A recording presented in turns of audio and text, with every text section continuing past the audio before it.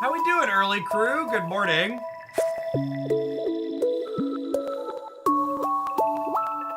Thank you for the resubs to start us off this morning.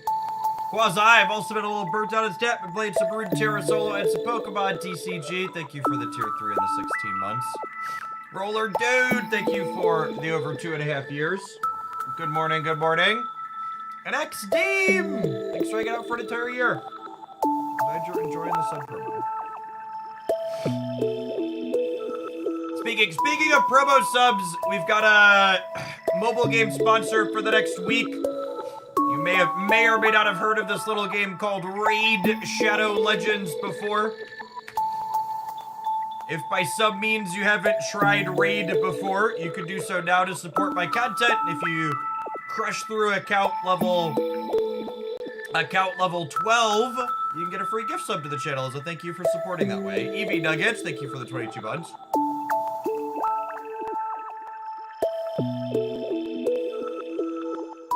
The pocket music a little bit louder than normal. Yeah, let's fix that. Thank you.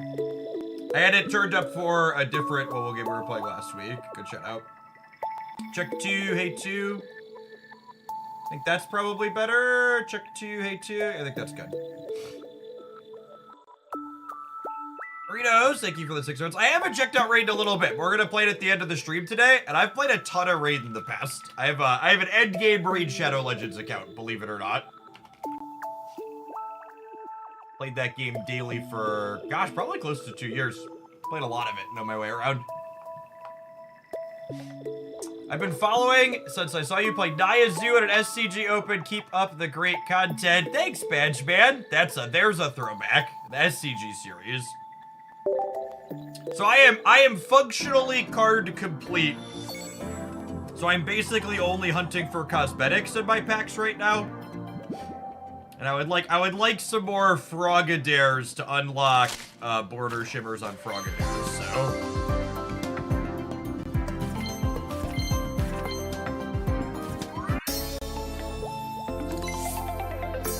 We'll take a point. I don't have the fancy coin yet, so we'll turn that horse into glue, I think. Silence! Thank you for the 55 months of hanging out and support. I appreciate it. Welcome back. May I ask how the Snap Tournament went this weekend? Genuinely, the Marvel Snap Tournament made me realize I needed to take a break from the game. I had what I could easily describe as one of the best weekend days hanging out with family and friends that I've had in a long time on Saturday. And then I queued up to play Marvel Snap Saturday night. And I felt really mad and frustrated and angry. And I was like, yeah, this game is not making me spark joy. I think it's time to take it. It ruined my entire day. Like, I had, like, one of the best days I've genuinely had in a long time, and I felt like the entire thing was ruined because I loaded up a game of Marvel Snap, and I was just like...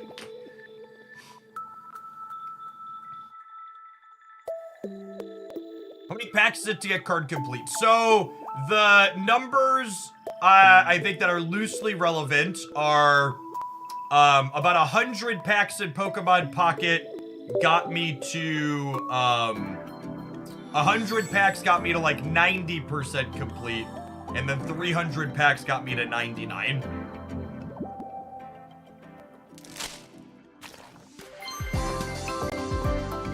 Their packs are a little bit less than $1 a pack at the base rate.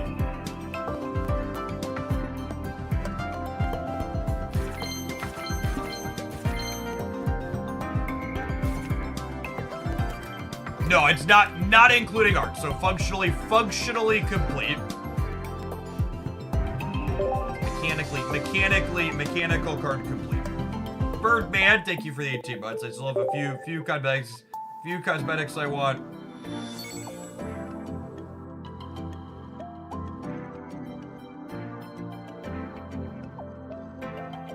There you go. One more pack to open this morning for free. I'm saving my hourglasses for whatever their second set is going to be. But you still get 2 free packs a day. I'm also curious to see how trading's gonna work out. So I think the numbers for Pocket are like pretty reasonable in general at baseline, and hopefully trading makes it even cheaper and easier to get cards. And tell me how many of these I have. I have 101 pack hourglasses. We'll add 4 more here as we claim our dailies. The music is a super vibe in this game. I like it a lot.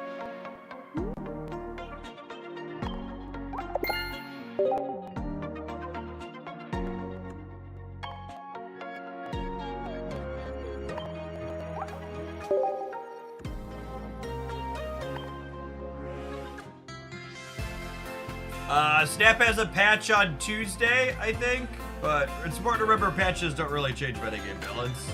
I'm looking for Frogadaires in here. Frogadaires.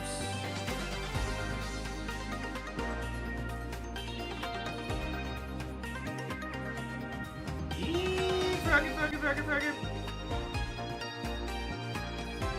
Ooh! Yeah, we'll spend, we got 29 of these things. We'll spend one of these up for a frog.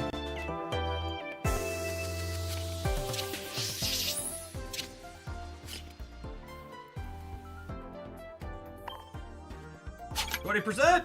Never lucky. Yeah, we don't know when the things in the shop reset yet. I would assume they're monthly. Would be my guess.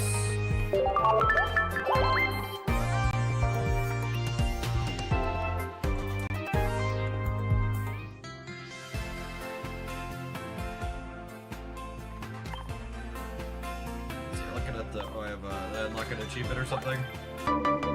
500 colorless Pokemons. Is that a battle record button? Get there. 194 wins. Farming along. Is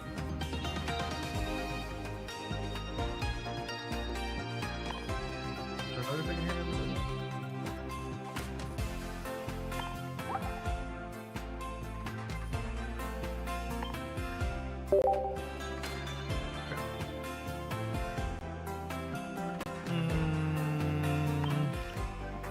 And then to highlight one other thing before we dive into talking about games, I'll need to run a Twitch ad here in a second. I want to highlight something that I didn't realize until I was poking around. So,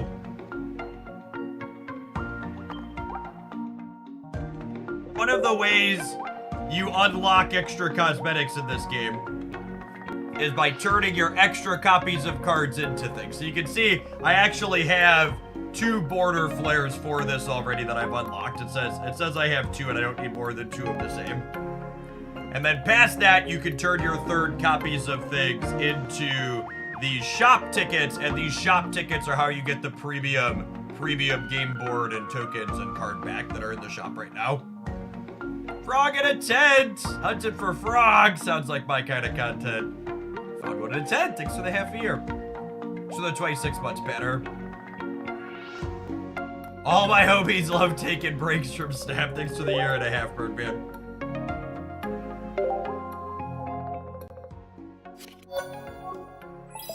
Yes, interesting. This makes me think the way this works is you actually can't.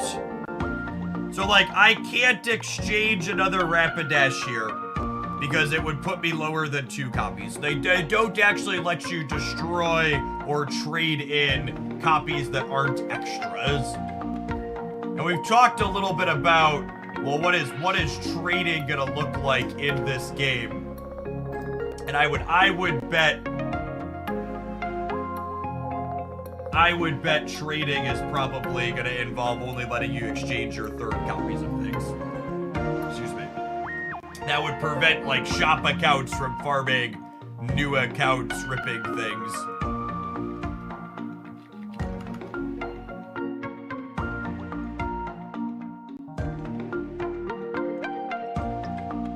pixel on it. It might be, yeah, let's pull it down a touch more. Check 2. It's a little extra loud in this area here, but...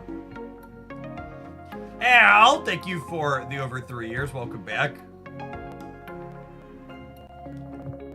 Yes, yeah, you could only turn extra full art cards into these tickets. So you can't just exchange any third copy for the premium shop ticket. So that's like the real whale hunting, is this part of the shop. And I'll be curious. I've talked a lot in the past about how card games in general can't monetize primarily off of cosmetics. They need to monetize the game pieces. But I think if there was any card game IP that was gonna successfully digitally monetize off of cosmetics, I think Pokemon would be the one to be able to do it. Phantom, thank you for the over 5 years and for committing to stick around for another 6 months. I plan to be here. Thanks for keeping me around. Thanks for coming along at all the games we've played over those years.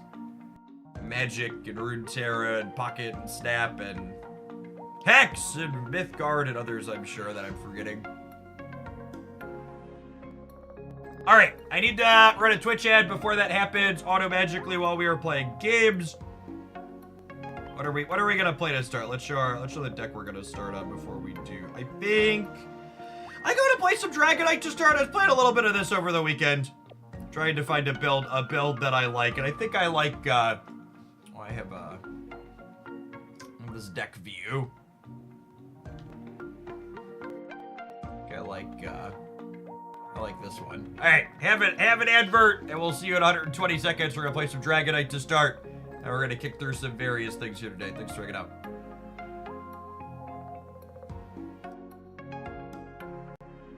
Has Jake had any cool cards you haven't acquired yet? I don't think so. He was super excited to get an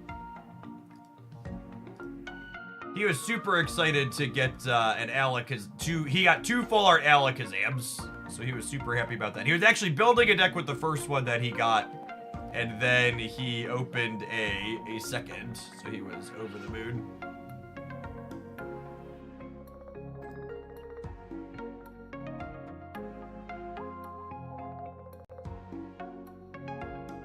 It's up there.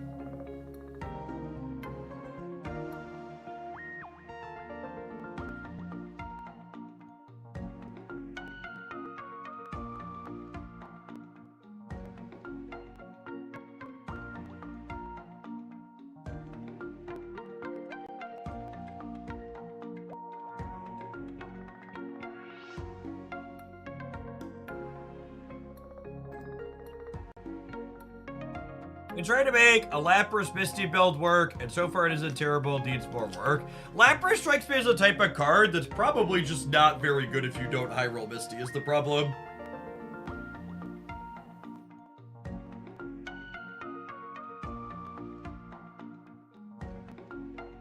Yeah, I've tried. A lot of people have been pushing Dragonite with Wheezing Koga, and the couple of times I've tried that, it's felt really embarrassing.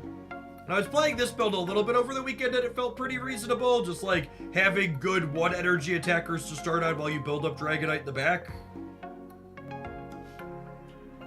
Lighthawk, thank you for the 1.5 years. I appreciate that. Welcome back.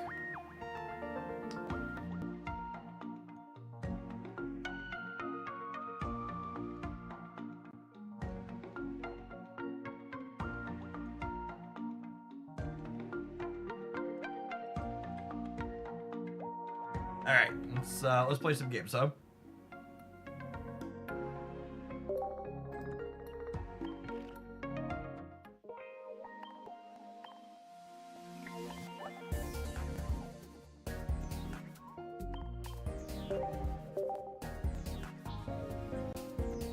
Your opinion, what's the most consistent Dragonite deck? I don't think anybody knows the answer to that question. I certainly don't have an opinion on it. I know the Wheezing one doesn't feel good.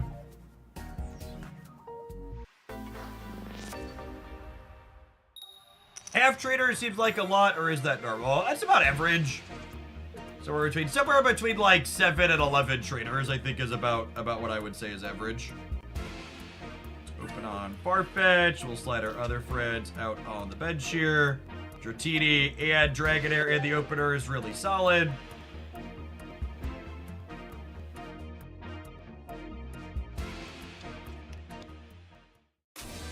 Pairing Dragonite with Aerodactyl is an interesting thought, because you can shuffle away things that make you more likely to hit certain ones.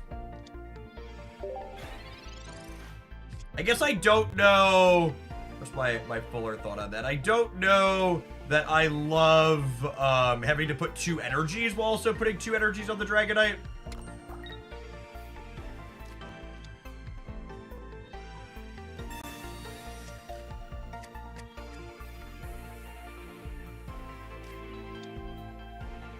Thanks, Natural. I think even if this week ends up being a slightly lower viewer count week for Pocket, I think this game's still gonna have a ton of potential long term. I think we're offering up Farfetch'd as a sacrificial duck. Because if they have Wheezing here, they're going to be able to... If they have Wheezing, they're going to be able to play Wheezing and knock out Farfetch'd with the Toxin. So I'm just going to get Dragonite going here. If they weren't threatening to KO Duck into, I would put energy on it and start cracking, but I think I want to not invest in energy when I need to get Dragonite going. Yeah, here's the Wheezing. So Wheezing attacks for 30, and then his Poison Gas ability says they get to poison me. So 30 plus 10, they're going to knock me out.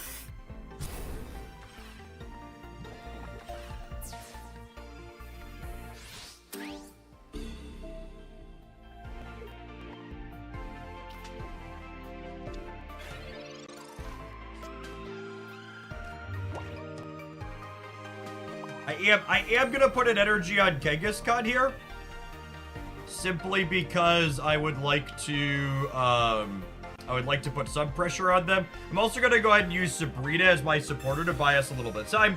This will switch up one of their other Pokemon. It means they want to get Wheezing back in here. They're either gonna have to have another Wheezing plus Koga, or they're gonna have to spend that energy.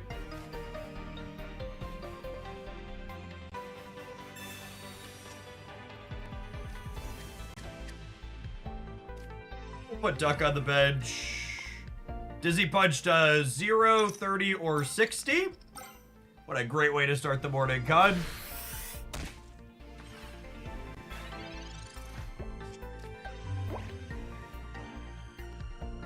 Let's see if we can get a water energy before we get to Dragonite. Yeah, that's also a challenge sometimes. Is your 2 colors of energy generate at random? They're not alternating.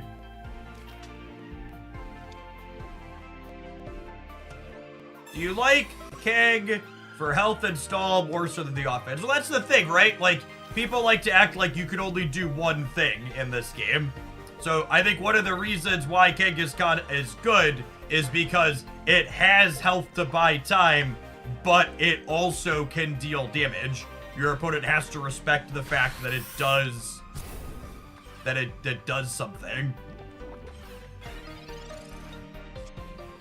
Like it averages 30 points of damage a turn. Yeah, this is the real problem with these 2-color decks. We've had 4 lightning energies in a row now, and it wasn't going to be a big deal on the first 3, but now I'm not going to be able to switch in Dragonair and attack for 80 next turn.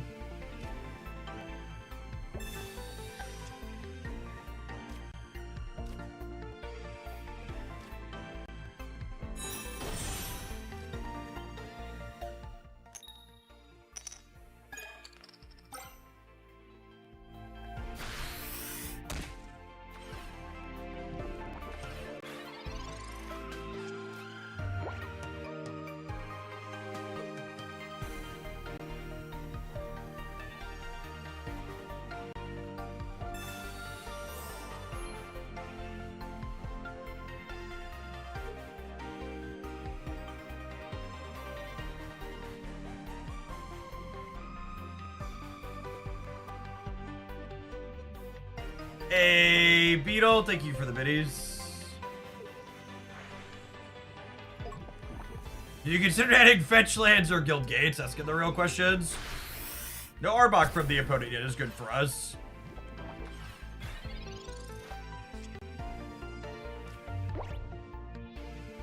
Alright, so we are gonna hit a water energy next turn. And now this is one of those little things, one of the reasons why Potion is such a good card. I want a Potion here Because potion means I don't die to poison, so it gets me an extra turn on this breakpoint. I want them to have to knock out... I want them to have to knock out Dragonite with an... Or Kangaskhan with an attack next turn before we switch this Dragonite up.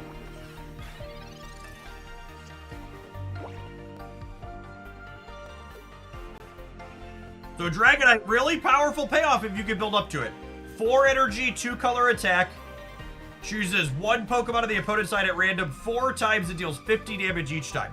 Something that's really noteworthy about this attack is that it can overkill.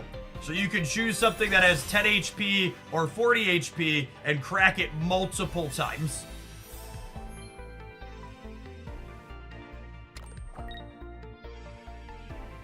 Is it optimal for the opponents to not knock out Kangaskhan here? Yeah, it might be, actually.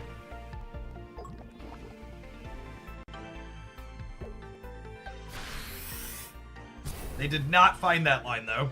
Good for us. I guess if they choose not to knock it out, I could have,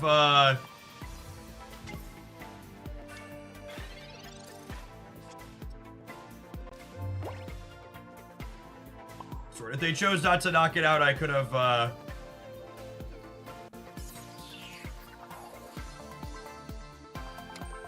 want to put Kangaskhan up. The question here is, do I want a Sabrina and make them put someone else up front?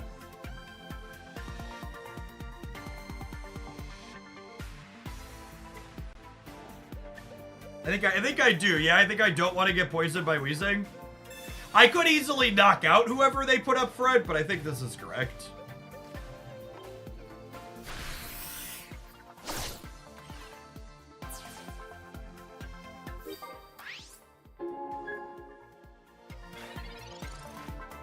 Not knocking out the Arbok is sad. We got the perfect spread here. If they have a Sabrina of their own, we're in trouble. Yep.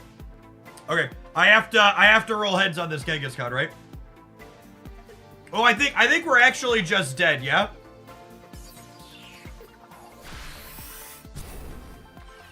So Arbok says you can't retreat. I actually think the opponent's deck is one of my favorite decks in the game right now. We played a bit of it on stream. I think it's very good into greedier decks like ours that take a while to get set up. Even if we hit 2 heads here, we were dead. Even if I landed 2 heads, the Weezing does 10 plus 30 for 40. I needed 2 heads and a potion. I think I'm only on 1 potion here. No, I'm on 2. Opponent played that really well. I'll have a highlight up with the opponent's deck in a little while later this week. Yeah, we're on 2 potions. Arbok seems like one of the best cards. I think Arbok's probably the best control card in the game at the moment. It's very, very potent.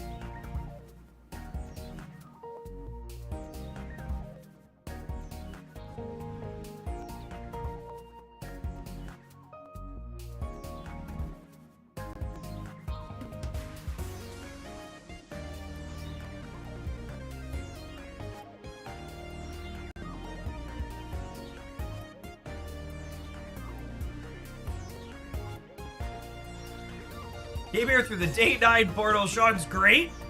Thanks for checking us out. I've been thinking about getting into the card game for a long time, and seeing you play it has made me suddenly much more interested. What's going on, Thea? As on, I've played regular Pokemon in the past years back, and I've been playing a bunch of this, and this game really feels like such an incredible onboarding tool for the Pokemon game as a whole. And I think it feels like they asked themselves the question, how do we modernize the Pokemon TCG for 2024? And then they implemented that idea really well. Farfetch is a wonderful duck pull here. So this deck ideally never wants to start with Dratini in the active slot. We always want to lead on a Kangaskhan or a Farfetch'd. I'm actually going to go ahead and Professor's Research here to see if we can find a Kangaskhan, because I think that would be ideal against Ghastly, so we have a chance to one-hit KO. So we missed on the Kangaskhan, but I can go ahead and use my X speed here, which makes Dratini's retreat cost free this turn, which lets me sub out to one of these Duckaroos. So Farfetch, very good early pressure, just does 40 damage for 1 energy. Means your opponent doesn't have time to dawdle around and get set up.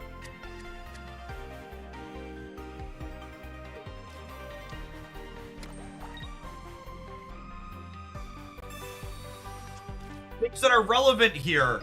Haunter only does 30 damage on its attack. So this Ghastly hitting my Farfetch for 20 means that they need Haunter plus a Giovanni to be able to knock out my Duck next turn. And knowing that that breakpoint is what it is, I'm going to go ahead and slide an energy onto Farfetch here and start attacking, because Haunter also only has 80 HP. So if they don't have Haunter plus a Giovanni, they're going to need a Haunter plus a potion, or they're going to need to retreat, or Duck's going to take their first knockout. Okay, there's the potion. Do they also have the evolution? Ooh, they have all the back one. Do they have 2 of them? They do have 2 Haunters. Okay. Oh, gosh. They have the Giovanni and the Haunter? Brutal.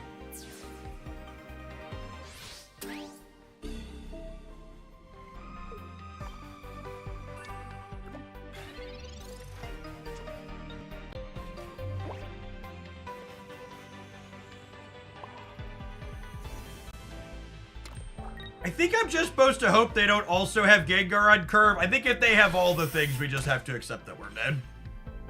If they have Mega Gengar here, or Gengar EX, whatever it's called, the Gengar EX, we are gonna be torched. Red card. Red card's a little bit sad, but not the end of the world. There's no Sirfetch'd in this game currently, which is sad because Farfetch'd is a ton of fun.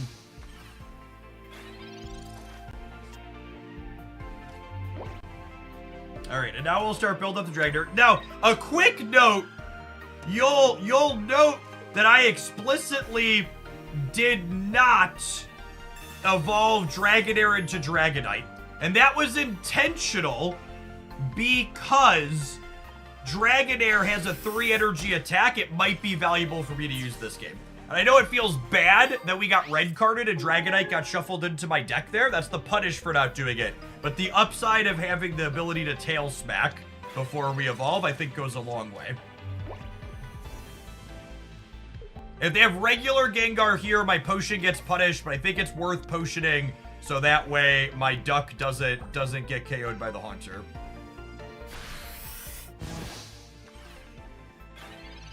The Haunter is guaranteed known information. Okay, we peeled the Dragonite here again. So they're gonna knock out my Farfetch next turn either way. I think I want to go ahead and Sabrina here. To make it so if they want to hit me with Mewtwo for the knockout, I get to put damage on Mewtwo. So Mewtwo's gonna get the KO here, but I'm basically spending my Sabrina to get 40 points of damage on Mewtwo in this exchange. Lacur, thank you for the 38 months. I appreciate that. Welcome back. And it's worth noting here that this Mewtwo EX is a more powerful Pokemon, but EX Pokemon means I get 2 match points for knocking them out. So my opponent's up 2 match points to 1, but if I knock out this Mewtwo, I catch up. And now we're gonna see my decision that I made earlier get paid off here. I chose not to evolve the Dragonair, and now because I chose not to evolve the Dragonair, I get to get in a tail smack for 80 this turn.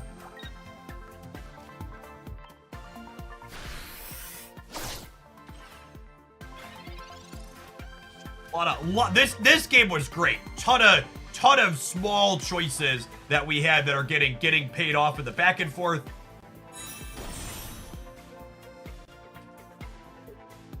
Oh, should you not play Dratini to play around Sabrina?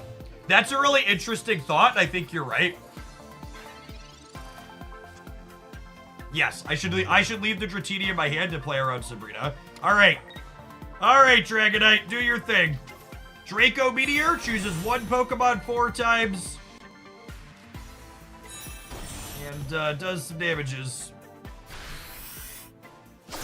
We hit the Mewtwo once. That gets us our second match point. Oh, we got the Ralphs too. Really clean game. I think that game showcased a ton of the reasons why I've been enjoying Pocket so much. There were so many little decisions and ways we leveraged game knowledge to put ourselves in a good spot.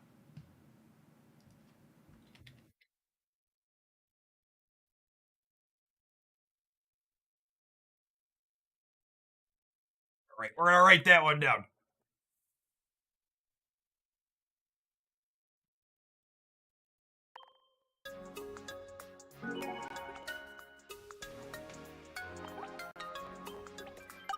When comparing metagames between two card games, I will say it's only fair to acknowledge that Pokemon Pocket is definitely in the honeymoon phase, which is the game is new and we're still figuring things out. That being said, something that gives me a large bit of confidence in Pokemon Pocket as we head into their release on the 30th is that I don't think I've ever played a digital card game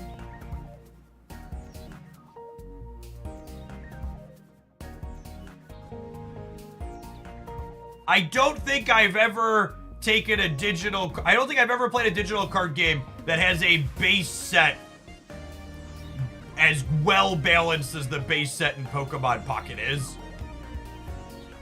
It's coming out, it's not out yet. So, they're currently in soft launch in New Zealand. If you're on an Android device, you can sideload the APK and start playing right now. But it has a full release at the end of the month, October 30th, 2 weeks-ish from today.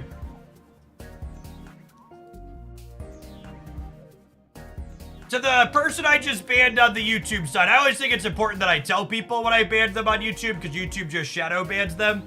No, I did not take a sponsored game because I'm not streaming Snap. We literally did a sponsored game last week while we were also playing Snap. We check out sponsored and other games all the time on this channel. Kitsune, thank you for the 21 months. Welcome back. I think it's also worth noting that one of the reasons why I'm excited about Pokemon Pocket is that my viewer numbers on Pokemon Pocket have actually been very comparable to Snap, and this game's not even launched yet. So when this game launches, there's no way it's not gonna be poppin'. Speaking of our sponsor, an easy way to support my content, if you haven't tried Raid Shadow Legends before, grab it using the QR code on the screen. We'll be playing some of that at the end. I've played a ton of Raid in the past. Got an end game account full of shiny things and built characters we'll run through and show you all the different game modes that has.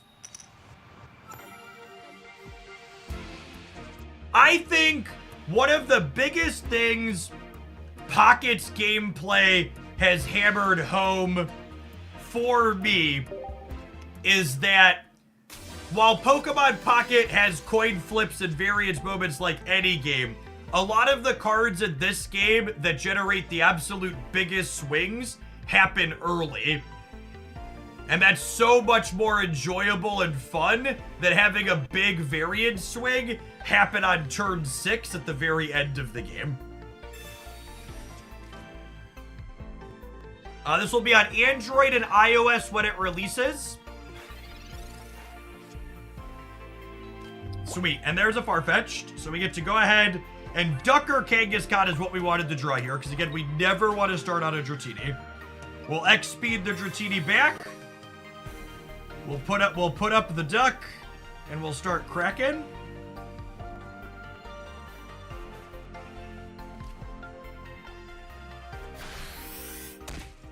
So an ass, will Pokemon Pocket have pay-to-win elements? It depends on your definition of pay-to-win.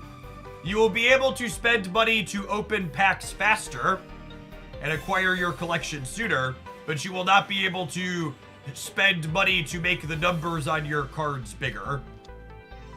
A lot of people use the words pay to win to mean simply, can you spend money in a game? To which the answer is, oh yeah, just soloed by the duck. I can't tell you, This is the card I get more comments about in my Pokemon Pocket highlights than any other card. People are like, why are you playing Farfetch'd? And unironically, the number of people that, like, you put an energy on Farfetch'd on one and start cracking them for 40, and they leave the game just because their deck is just, like, built to be mopey. And it's just like, this is the type of card that I think a lot of people haven't figured out in deck building for this game yet. Where they're only doing one thing, they're not having any of this good pressure. Yeah, it's a huge, huge aggro tempo card.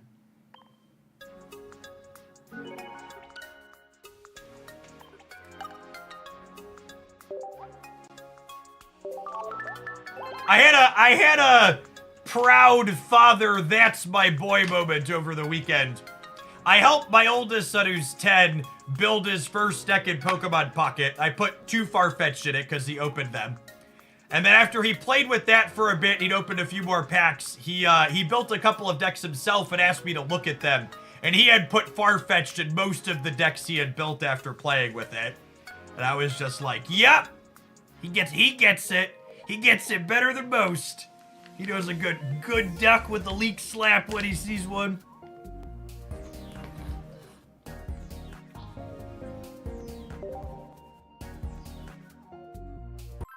That's my boy.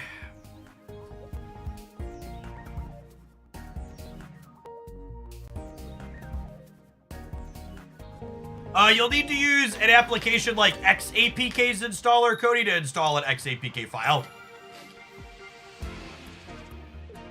And we're really good at starting on Dratini, but we've also been good about having X speed to switch it out. So, you know, glass half full.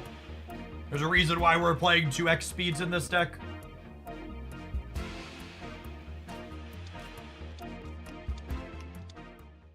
Thanks for hanging out, Brock. Glad to have card game strategy enjoyers chilling. Ito ran female with coughing and Grimer is interesting. I underrated how important X speed was at the start. Yeah, X speed's one of those cards that, like, it's sneaky good when you don't understand the tempo aspect of how early Pocket plays.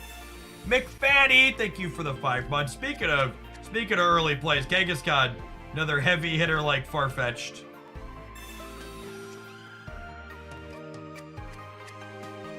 With a little bit of variance breaking our way, this Kangaskhan could have a turn 1 knockout. Mama don't mess around.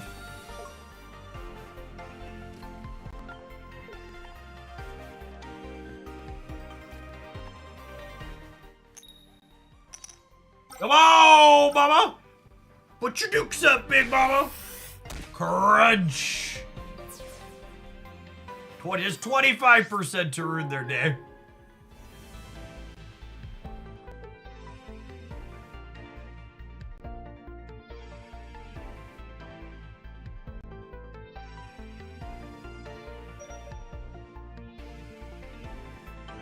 So it is worth noting that someone said it's basically GG. That's not true.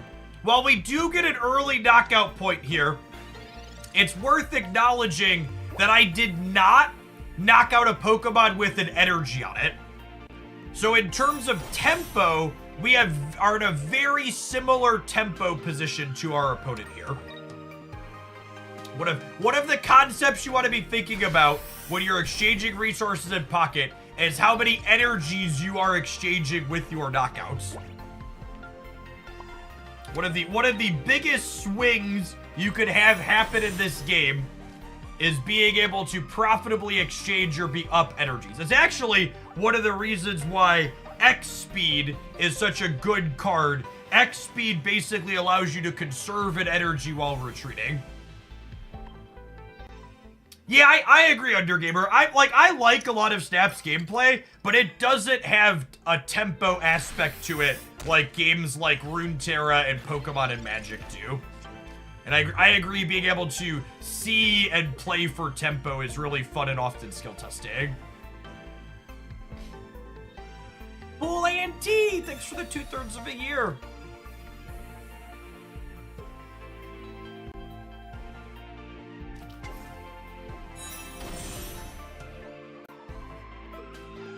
Yes, it's also part of why Starmie EX, I think, is one of the best EXs in the game right now, because Free Retreat is very strong.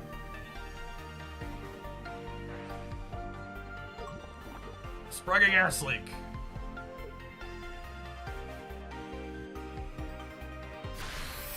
What's going on, Southern Wizard? It's been a minute since we were a mono stream.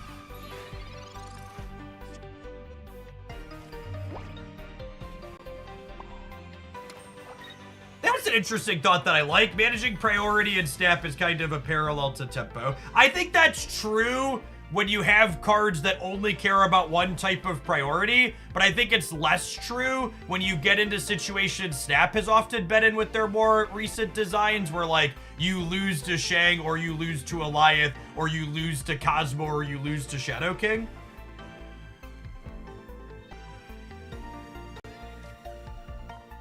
Kind of removes that skill element to it. Tickled! Thank you for the 36 months. I appreciate that. Welcome back. Alright, if they don't have a potion, this Weezing can knock out my Kangaskhan, but then Dragonair gets to get in with the Tail Smack and take a match point back. Disgusted! Thank you for the half a year. Good morning, good morning.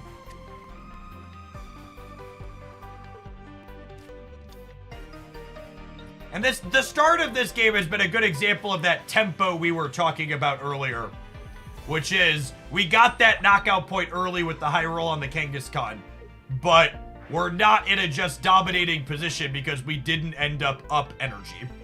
We're favorable because we're up a knockout point quickly, but this game is not just over as of yet. If we did Dragonite, we probably get to just over. But I think until we peel the Dragonite, we're playing a game that could break either way.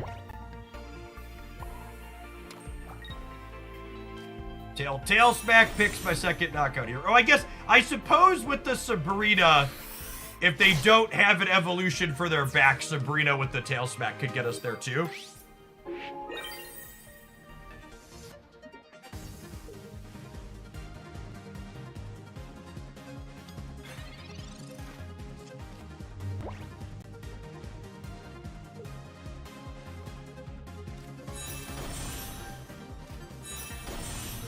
The king, baby.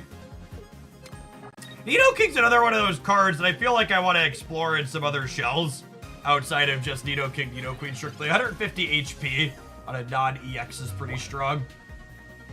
Alright, and they hit an evolution for the back line. So the Sabrina is not just GG, but it probably ends it here over 2 turns. Arbok has a 2 energy retreat cost. They did like double X speed here.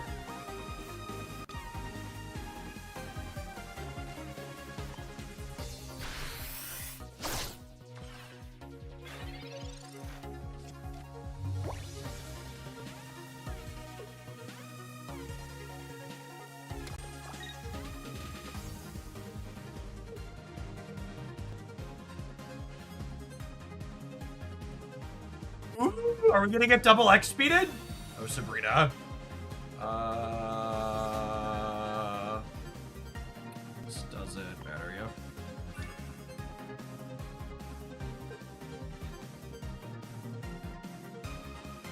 They have 2 cards in hand. They'd have to both be X speed here because they attach to energy.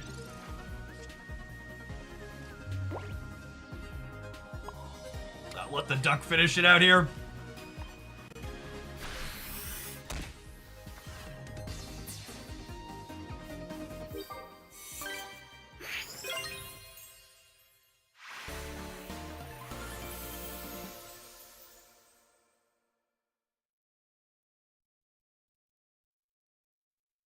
Farfetch is the go. He's pretty good.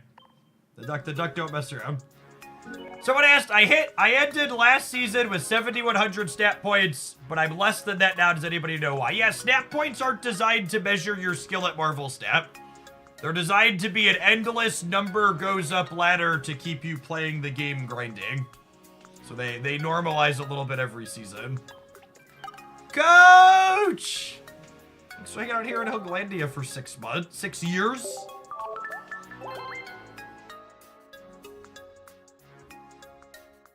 Back. Yes, the duck is not a huge fan of going first. There's actually talking about the stat ladder and it being an endless thing. There actually isn't a ranked ladder in this game right now. Which honestly, one of the things that inspires confidence to me about the future of this game as well is the fact that they're not hyper-focused on competitive out the gate.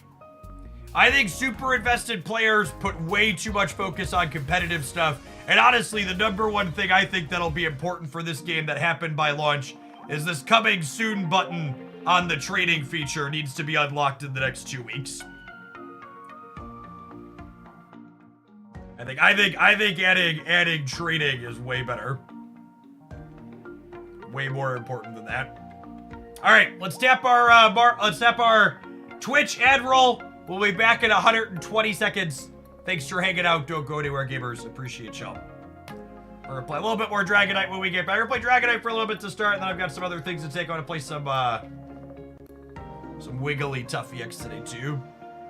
Interested in Pocket Dexus. You know, I was thinking we might get to some of those this week, Matt. So we're gonna be doing all Pocket today, tomorrow, and Wednesday. A little bit of sponsored raid thrown in. Like maybe Wednesday we'll do some viewer Pocket decks if there's interest. Thursday I'm going to be off from streaming. I have to. My wife and I are winterizing our camper at the end of the season.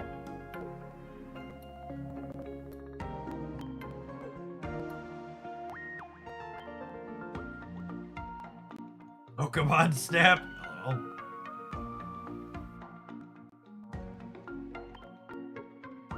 I recognize some of these names from the Discord server.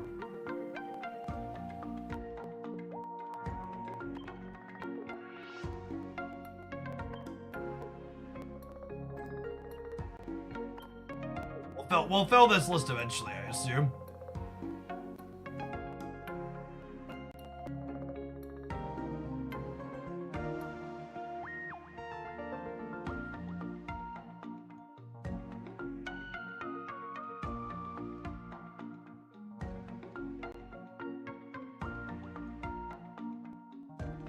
I'm happy there are general emotes, but I would like a way to indicate I like one of my opponent's cards. Yeah, that could be nice.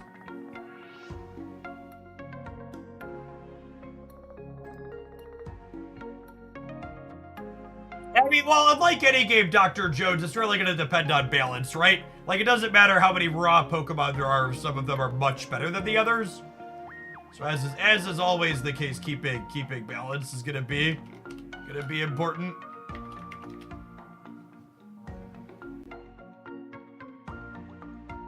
And that's one of the other things that I'll be interested to see, because Pokemon's such a huge IP. There's someone streaming Pocket right now that has 11,000 viewers. And that's not a one-off for them. They've averaged over 7,000 viewers for the last year of streaming. There's no way this game doesn't attract a bunch of people checking it out at least casually. It's so good. This game's gonna make Pokemon TCG accessible to so many people that have just never touched the regular one before because it's impenetrable. Big Wing Daddy, thank you for the third of a year. Welcome back. I feel like some kind of MMR is a necessity. Sure, having appropriate matchmaking is important. It just doesn't need to be tied to a ranked number goes up type system.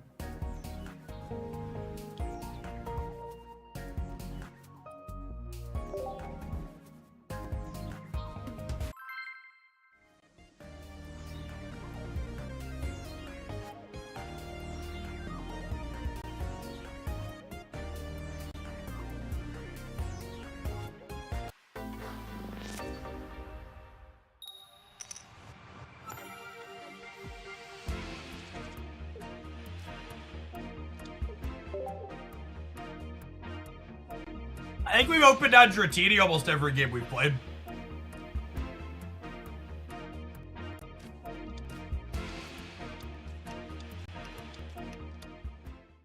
Ooh, some metal action. Pawniard here, I think, is a solid. I'm not convinced that Meltan Melmetal is good. Pawniard and whatever its evolution is are pretty good. Its evolution is a 2 steel energy deal 70, which is quite a serviceable rate.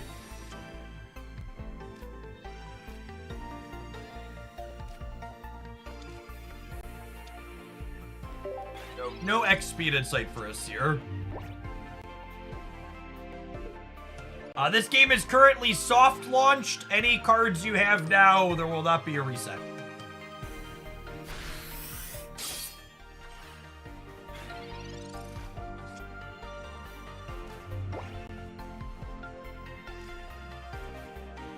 And this is, again, kind of scary. If they have... Well, I guess if Mama doesn't ruin their day. This could be a game that Mama wins on the spot. If we hit this, this 25%er and take out their character with the energy, it would be huge. Hit average variance.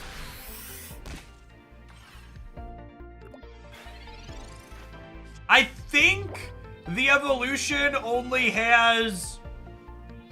I think the evolution only has 90 HP, though, which would mean we'll take a hit for 70 here, but we'd have a chance to double heads again next turn if they don't have a potion.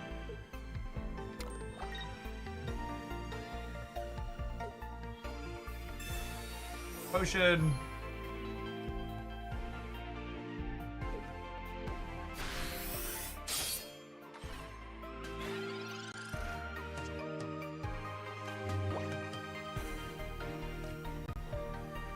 Question's gonna be, can we survive long enough through this Bisharp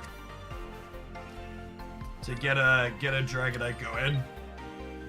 If I hit 2 heads here, the answer is maybe. Yeah, so this only puts him to 50 though.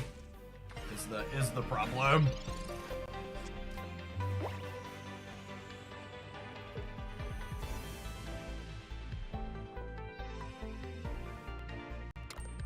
I think this entire cycle of stage 1s that deal 70 for 2 are quite good. I think more people should be playing them in Pocket.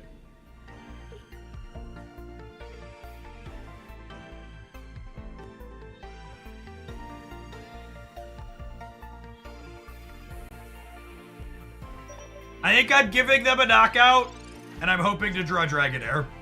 Is the plan here.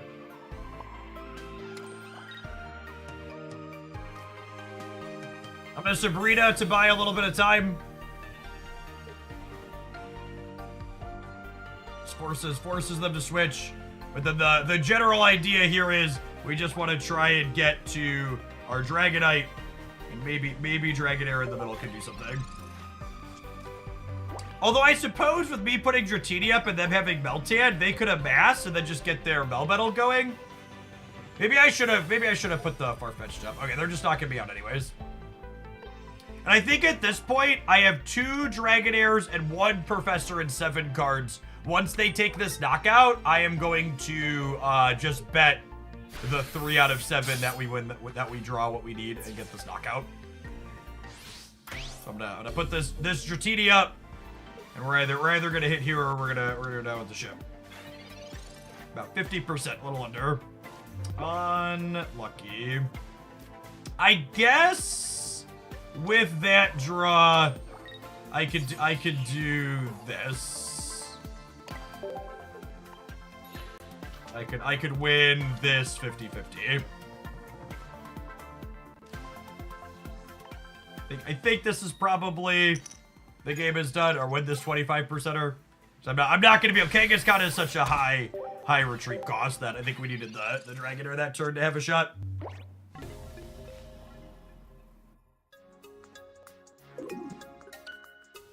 Yeah, my called shot for things we'll see more of as people optimize decks in this game is I think the 1 energy deal 40s are better than they're being played in the 2 energy deal 70s that are stage 1s are both those rates are very good, especially in terms of like Pokemon that only offer 1 knockout point when you take them down.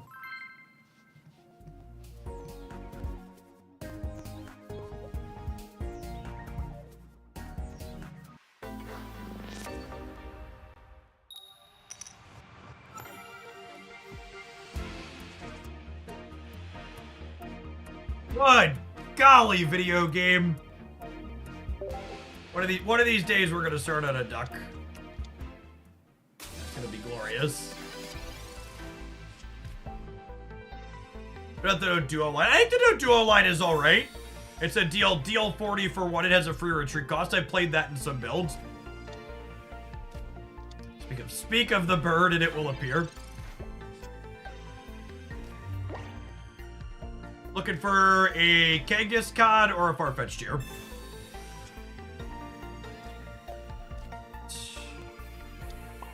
Big Mama up, energy on, X speed out, swap it back.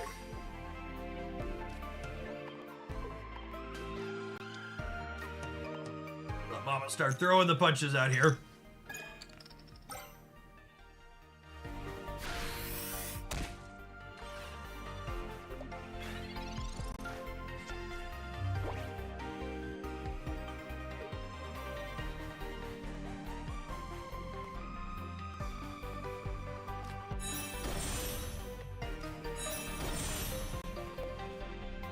I assume Weezing's gonna start applying pressure to us here.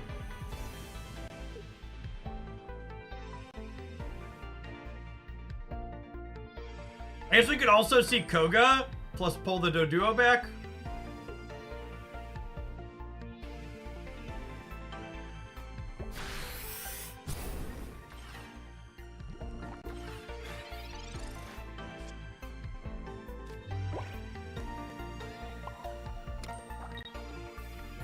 So if I attack, I go to 50. They attack for 30, which puts me to 20, and then it passes back and I go to 10. So I don't think I need to potion this turn. I guess I need to potion this turn if I want to play around a Giovanni, which with how aggressively slanted their deck is, I might. Potioning also plays around them Kogaing back and hitting us with the Dodrio. So I think potion is correct here because it plays around both Koga and Giovanni. Oh, mama.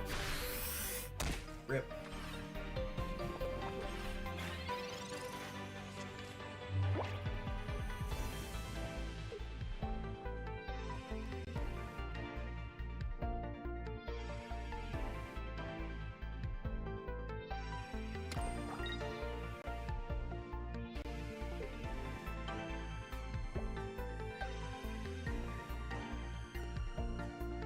Giovanni increases your next attack by 10.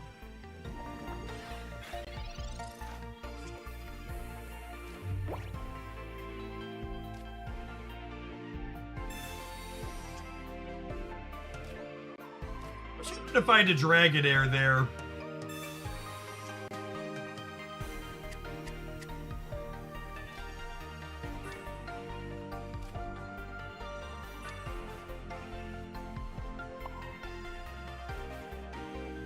I think it's energy on here. Energy on here means if I land the Dragonair next turn, we can switch up and knock them out for 80.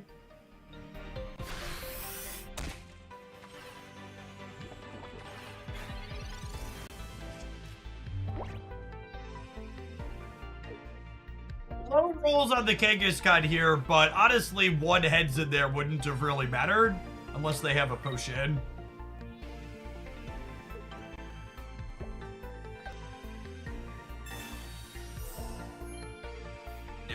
They had the potion.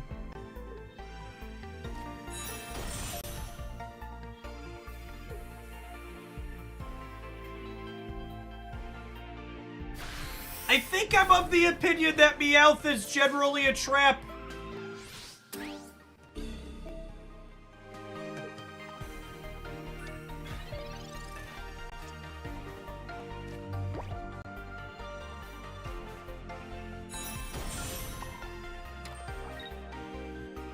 We might be on the high roll with Dragonite plan here now. It's unfortunate that we missed if we would have hit on one of those 4 Kangaskhan hits, the Dragonair would have been able to knock out Weezing this turn, which would have been nice. Unfortunately, we bricked on it. Buck in the back here. Does an extra 50 if it's hitting something that's poisoned. It's a big, big swing. They Koga and put the buck up. Yep.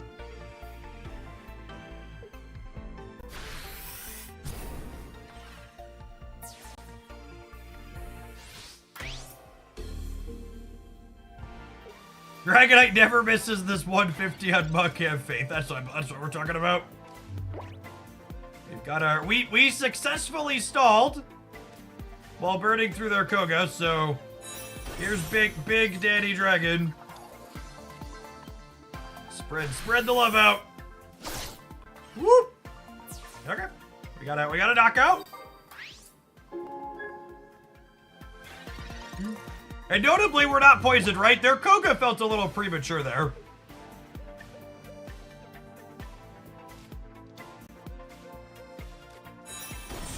No, there are no crit hits in this game. Ah, they got the last. They have the Sabrina for the last knockout. Yep. And I don't have a Kangaskhan. Needed to knock out the Buck or have the second Kangaskhan here. I guess even if we had second Kangaskhan, we wouldn't have been able to retreat out, right? Yeah, I needed one of those Kangaskhan hit coins to roll, right? If we would have hit on one of those Kangaskhan coins, we would have been able to knock out the Weezing and not giving them a second knockout point. Hey, thanks for hanging out, Putz Wizard. One of the best ways you can support me, taking a short snap hiatus is, hanging out while we explore other things. Yes, Dragonair happened really late, and the Kangaskhan coins. We had 4 tails in a row.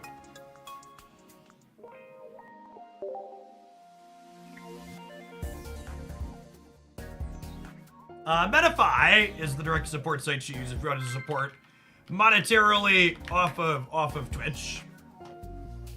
I get 100% of what you support with there as opposed to 70% on the Twitch side. Hey, good game, Squirrel. You played really well.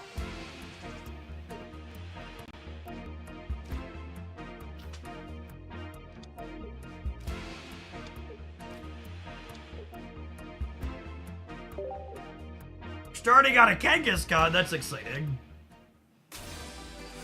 Ooh, against an opposing dragon deck.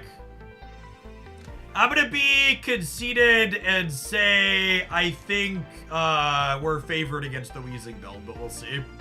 We'll see if that's what they're playing even.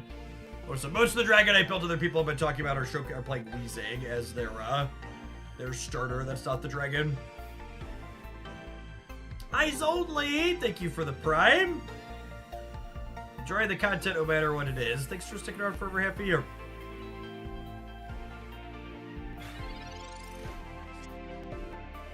How do you claim your 2 legendary heroes in Raid? One of them is a code on their website, and the other is just logging in 7 days over the next week. You get Loki. Oh, I should make a command for the code. We'll do that after this game. Good shit out.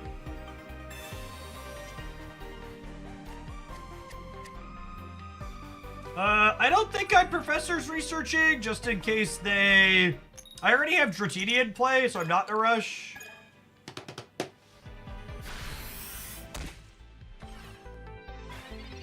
Alright, that's 6 Kangaskhan tails in a row. Let's see if we can go for my record, break my record of 9 tails in a row. I currently have set.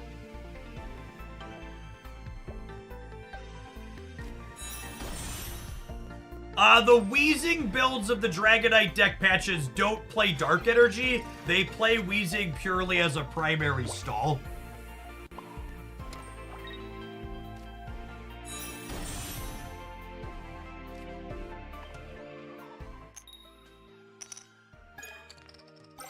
Alright, cool. Only 7 in a row. We're on the scoreboard, Bubba.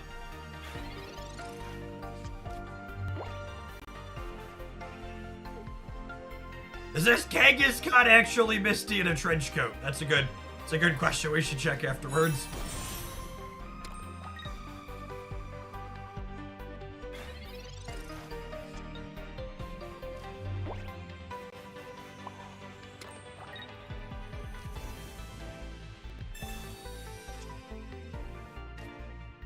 All right, 2x speeds and a Dragonite of our own is exactly what we're looking for here.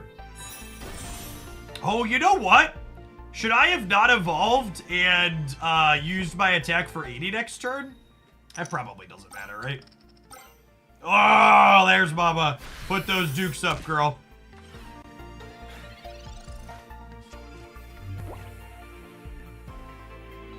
Yeah, actually, I would have knocked them out, yeah, with the double heads. Waiting to evolve Dragonite, I think is really, really important a lot of the time.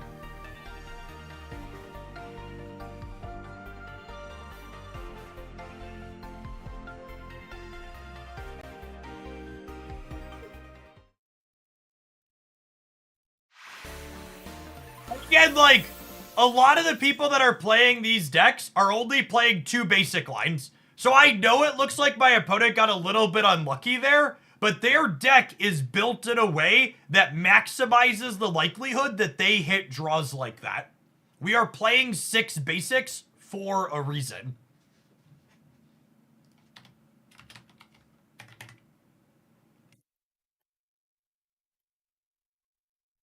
I think a lot of people are playing too few basics. 5 to 6, I think, is the sweet spot.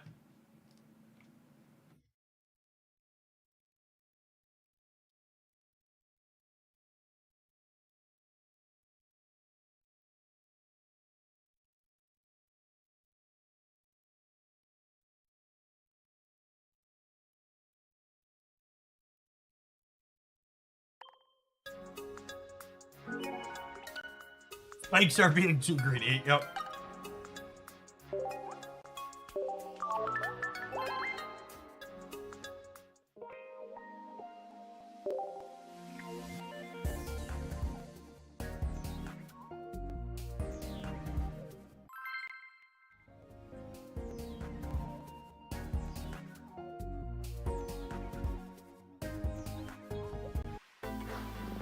Uh, 20 card decks in Pokemon Pocket.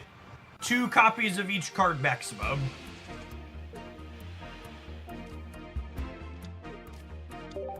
No energies inside of the deck. Energies are attached from your energy zone on the side every turn. So Blitzle evolves into Zebstrika, which can deal 30 to anything, even my bench Pokemon. Which is another reason why it's important that you have actives that can actually attack and not something like a Weezing. You need to be able to pressure things like that. But fun fact, I had been calling Zebstrika Zebra Strike, and someone pointed out in my highlight video with it over the weekend that it's not called Zebra Strike, and I genuinely just assumed that that's what the card was called. It was a zebra, and it had the word strike in its name.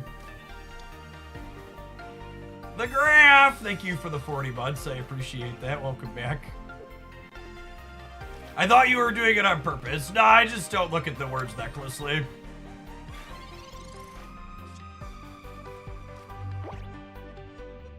So, I actually explicitly don't want to play Farfetch'd out here because Zebstrika will KO Farfetch'd in 2.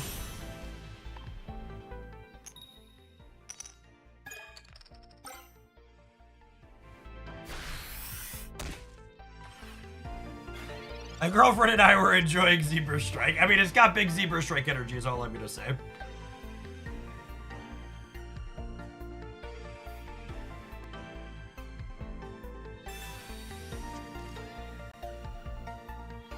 Billiam, thank you for the 50 months. I appreciate the Hawaii 5-0. Welcome back. Race Car, thank you for the 14. I wonder if we'll see him pressure the Dragoneer here. There's the Zebstrika. Does 30 to anything. Notable that it doesn't say it here, but weakness and resistance do not apply to bench Pokemon. Oh, they are going after Kenga. Okay.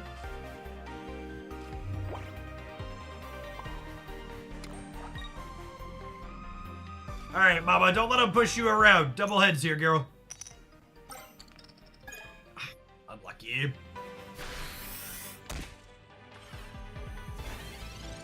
Oh, you're totally right. I messed up. I threw the game. I threw the game not using my potion. Yeah, this was a good Zeb strike, because now they get to rail me with the electrode. I think we're dead. Imagine losing a game because you made a mistake. Couldn't be me. Ooh. Put my desk up so I can hop on the bike. You put it. Bounce on that one. Could have played around it. Didn't. Died.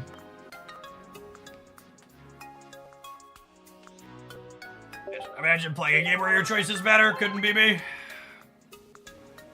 Is Kangaskhan the Kang rework we've all been waiting for? Asking the real questions. What's going on, Billy Bode? Thank you for the 16 months.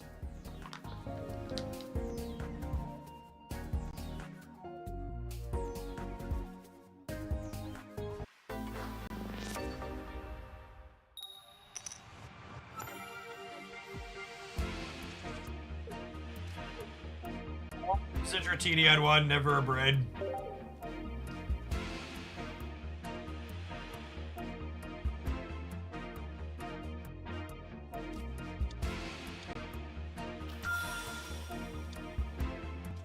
Two, yep. Mewtwo with first energy advantage is scary. Alright, there's the Kangaskhan. I think I'm vibing for now. They're not going to be attacking me at one, so I don't think I'm in a rush to research into a X-Speed. Pino Graham, thank you for the 64. Welcome back.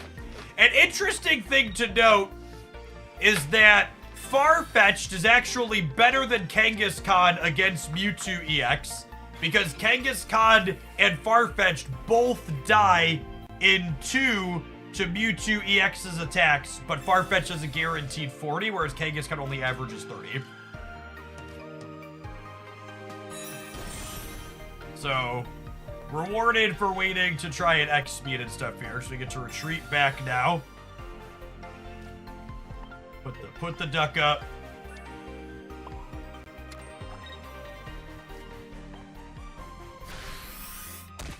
Kangaskhan is potionable, though. Yeah, that's true. That's accurate.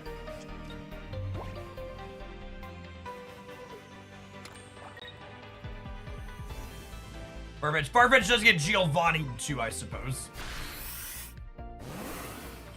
We did not.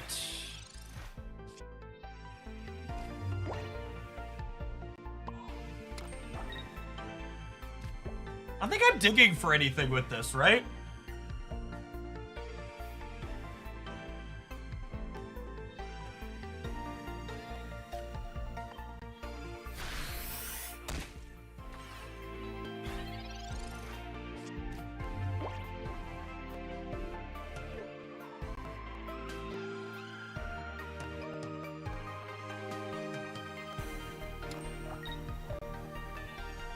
Ooh, them not putting the energy on Mewtwo here means I have to be less scared of Side Drive, which is nice.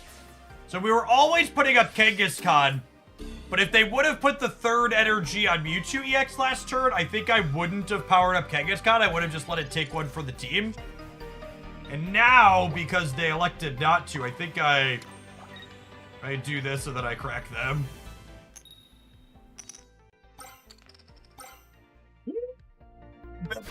Sit around. She came to play, gamers.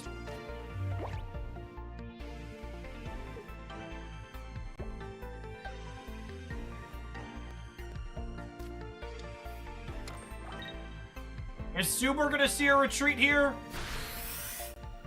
Really? Okay.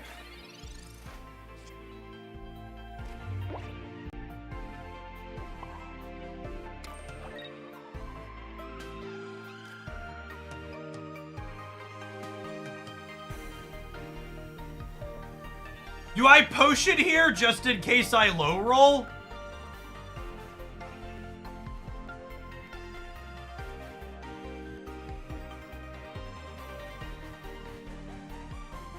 I think I want to Pokeball out a Farfetch'd as well.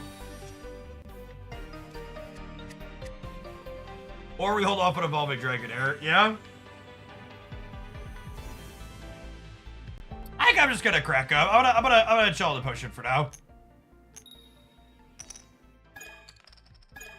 Ah, no!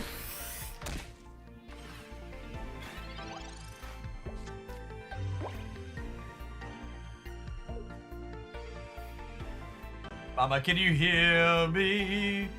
Do do do do do do do do. I have regrets.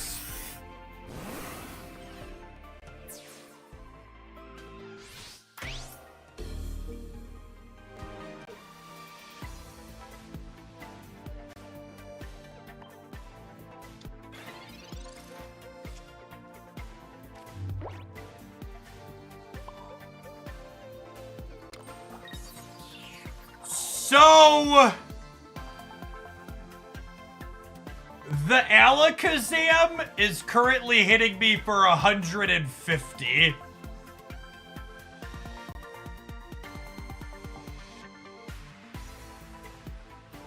What if I Sabrina and see what they do?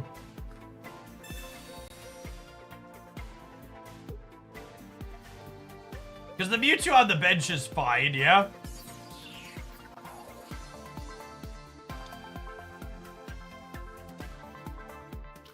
And now I'm gonna pass. And then I think the out here is hope the Draco Meteor finishes the Mewtwo EX and then also picks up another match point next turn. Them hitting another basic here is good because it makes it less likely that the Draco Meteor wins the game. And there's the Alakazam we were playing around. So this is why I didn't attack. This thing does 60. This card's really strong. I like him a lot. The art's insane, too. Oh, they have the Giovanni! No! Crazy.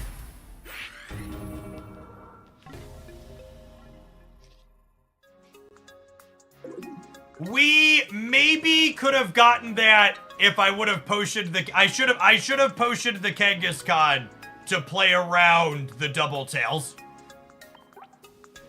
I should have played around the 25%er with the potion that turn.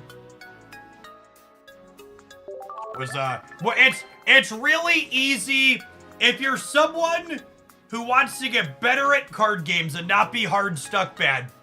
It's very easy in games like this to focus on the fact that I could have won if I didn't flip 2 tails on Kangaskhan, instead of acknowledging the fact I could have won if I would have potioned the Kangaskhan to play around it.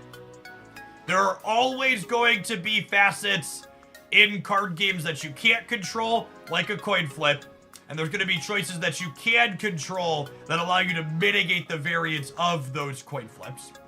Speaking of playing around things, everybody who's about to get a Twitch ad, you could have played around it by subscribing to this channel, even by getting a free subscription by checking out our Raid Shadow Legends promo that's going on right now. Otherwise, we'll see you in 120 seconds. We're going to do one more set with Dragonite, and then we're going to kick over to a next deck. We're going to explore some Wigglytuff EX up next today. Thanks for hanging out. Don't go anywhere.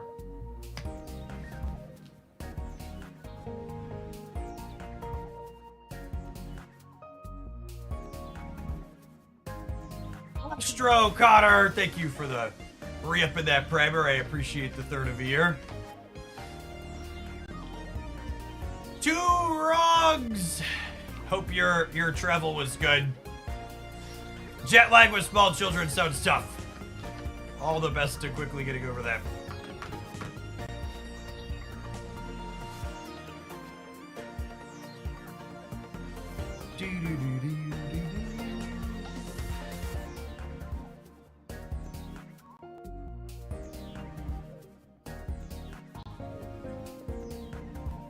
Regarding not playing Professor's Research, I find myself constantly thinking it best to play ASAP in case I draw another, as it's better to play around what I might have in my deck. Is there wrong in that line of thinking? Yeah, it's kind of wrong in the instance that people play red card.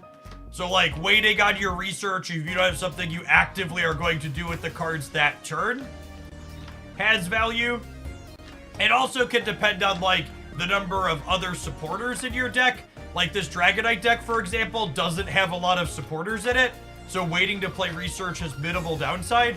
Whereas like in a deck that has more supporters that you want to play more frequently, like an Erica or a Koga or a Blaine, there's more reason to play research more proactively. So as is often the case in well-built, interesting card games, it's not a binary, you should always do this or you should never do this type thing. It's the context matters and the details are key.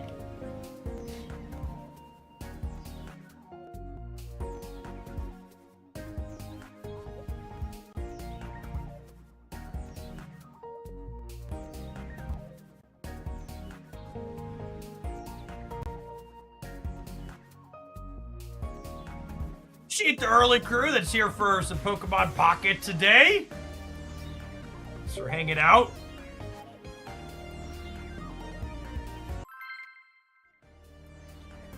I think you could front load Alakazam with a variety of things. Clefable, Farfetch'd, Kangaskhan, Dodrio.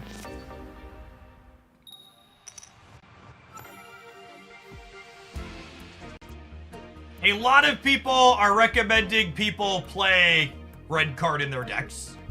And I think that that will eventually change. But in the short term, while people are playing it, you 100% can and should play around it in most instances that are available to you.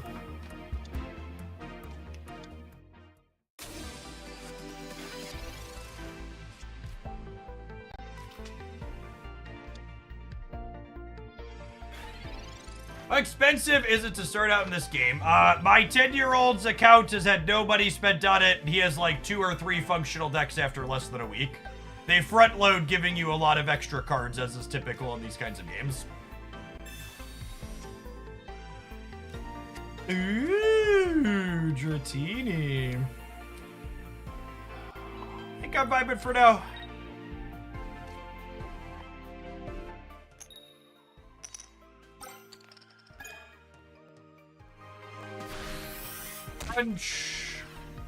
So Mewtwo EX is one of the premier EX decks right now that's very common. Powering up to that side drive, one-hit KOs most things at 150. They play it with Routes in the back, who eventually evolves into a Gardevoir, because Gardevoir lets you attach an extra Psychic Energy every turn, effectively setting you up to 150 every single turn. That being said, these decks that have aggressive starts like Kangaskhan and Farfetch are often pretty solid in this kind of matchup because you can put pressure on this Mewtwo before it really gets going.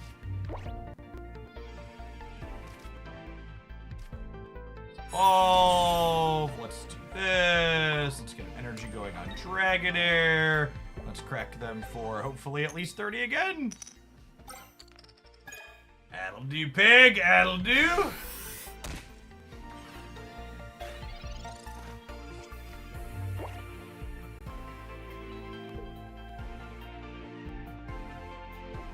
X, thank you for the 21 months. It's been a long time. Welcome back. These decks that start on EXs can be powerful, but they're not without risk. If we get this knockout on this Mewtwo EX, we get 2 match points. Which is 2/3 of what we need to win the game.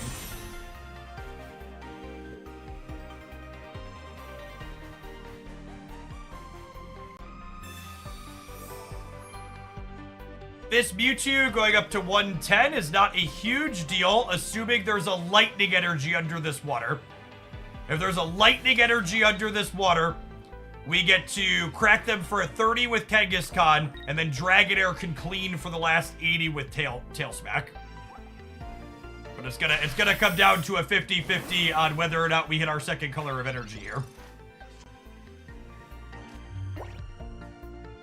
Oh, never. Lucky rubber ducky.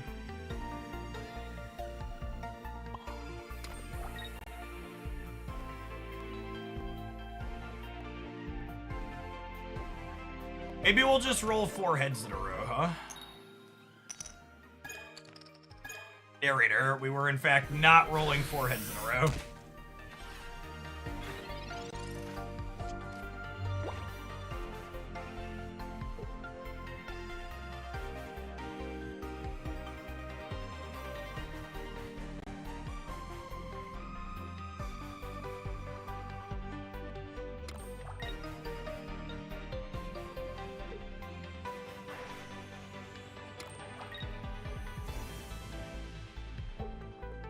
Now, if there is a lightning energy under this water, we have the Dragonite queued up. So I have Kenga to buy another turn here. Can there be a lightning underneath this one, or will we lose yet another 50-50? All right, we've got it.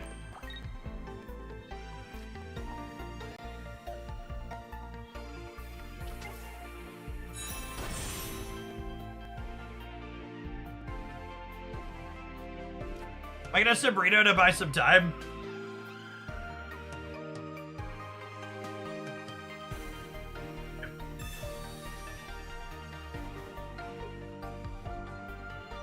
You want to draw a second bench to hedge a Sabrina? Yeah, maybe that was smart.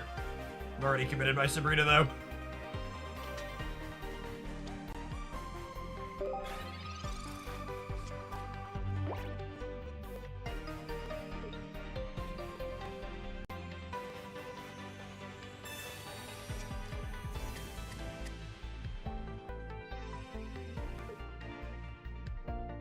I think it's more about buying time than doing big damage. I mean, I'm not asking for double heads. It would just be nice if we could hit for 30 most of the time.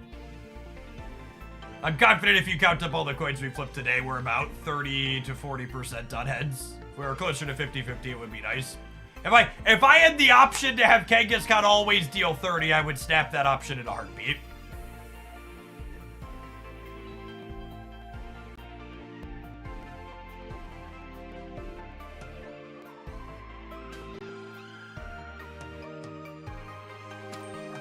We've definitely been on the back foot because Kanga has been under average.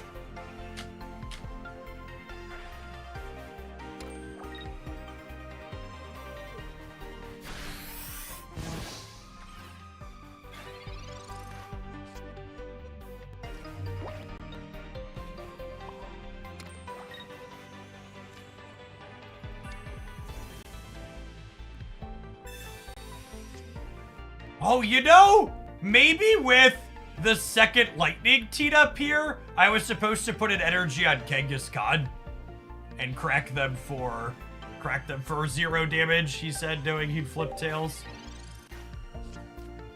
Yeah, I think guaranteed knowing we have the other lightning coming up. I was supposed to...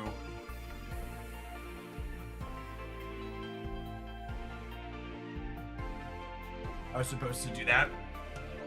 Especially with the double X speed in hand. Small mistake here.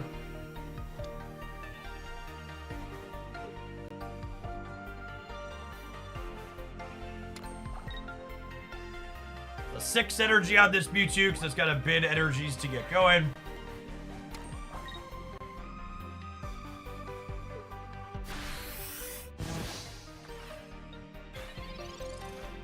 All right, hopefully double X speed jukes him here.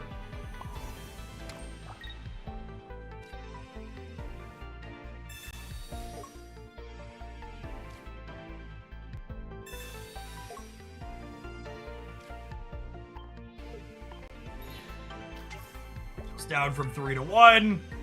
I would like an insane high roll and knock out the Mewtwo EX, please, Dragonite.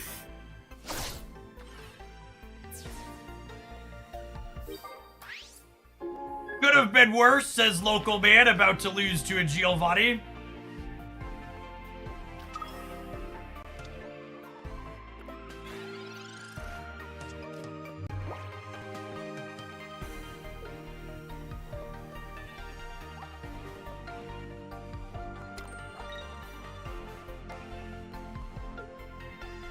And 5 in hand, surely no Giovanni. I mean, not everybody plays that card.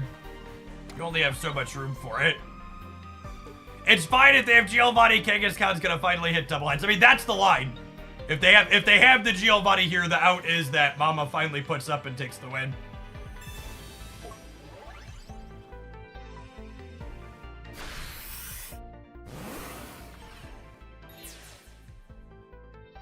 All right, assuredly, how does Giovanni affect Dragonite? It only impacts your hits on their primary attacker, so in general, it's not very good. Assuredly, we finally hit our 25%er, yes?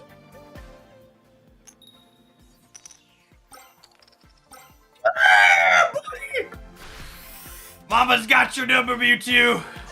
Sit down. I'll do, pig. I'll do. Easiest game of my life. Ah, you'll take 30 damage all the time, will you, Hoogland?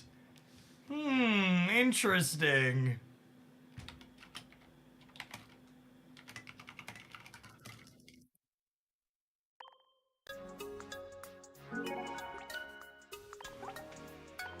Do you think we're getting a thanks after that one? I feel like we're not getting a thanks after that one.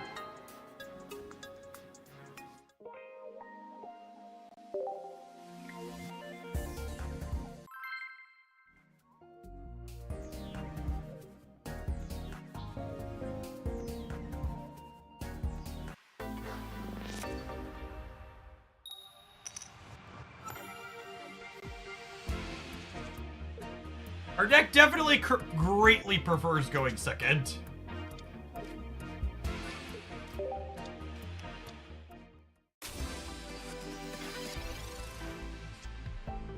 Hey, thanks for hanging out, Navich. Woo, Jigglypuff. There's my Dratini, lovely. Put the second duck on the bench to play around a red card here.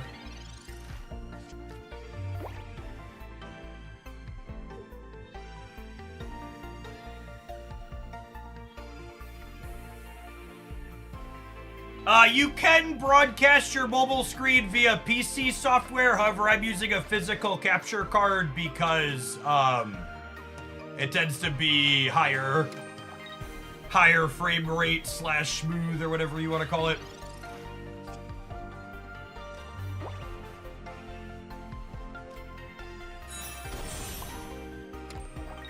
All right, mama.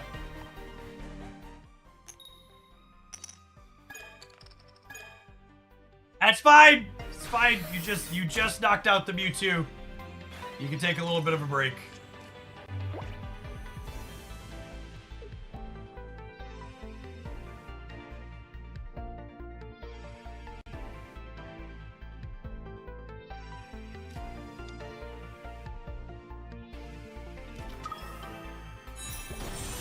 I think Wiggly EX is quite good.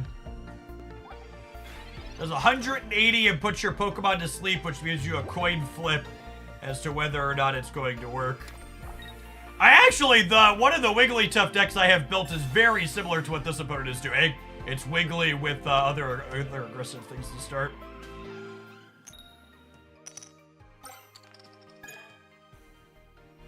It's unfortunate that we missed that second heads. It means I can't make a scrambled eggs joke.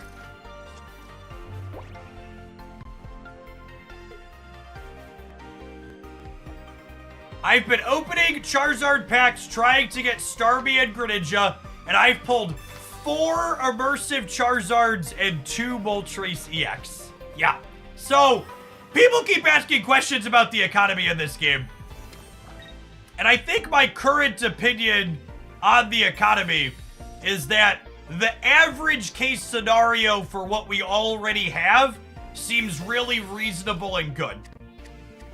However, the low rolls of the current economy are almost assuredly going to feel atrocious, and it's going to be really important that trading be able to mitigate the variance that booster pack opening has to make the economy not feel like trash for a lot of people.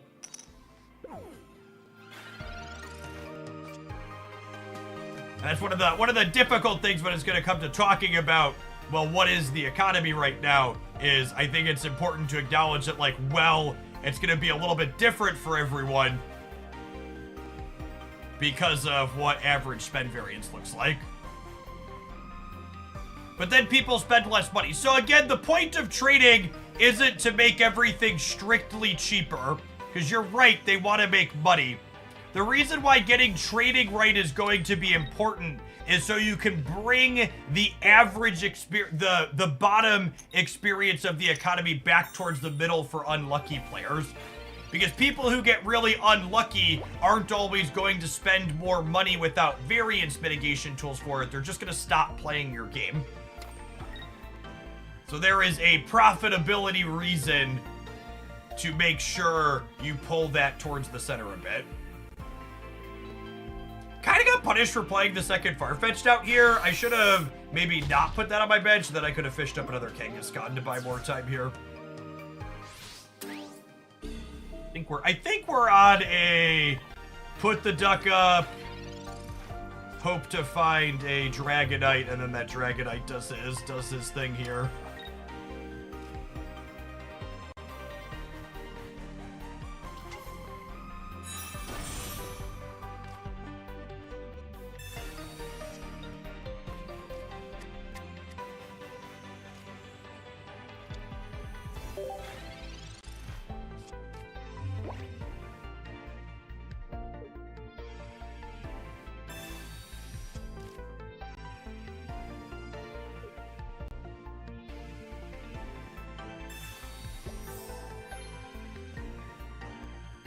They have second potion here? Because first potion doesn't do anything against Dragonite. Going to 150 in the back. Hey, thank you to whoever cleared level 12 in the raid promo. Be sure to slide into my DMs so I can give sub to the channel. Appreciate the support.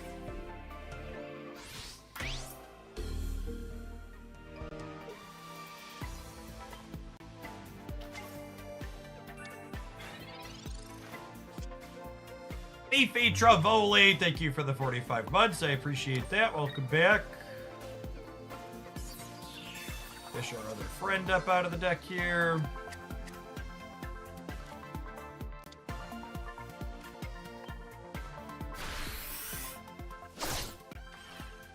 Draco Meteor nice and spread out here.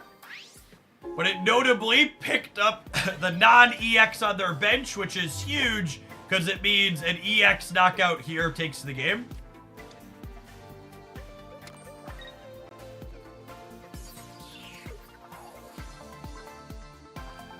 There is no official communication about the card release plans, balance releases, ban list updates, or anything like that for this game. Anything you've heard other people talk about regarding any plans for this game at all past the October 30th soft launch are purely speculative.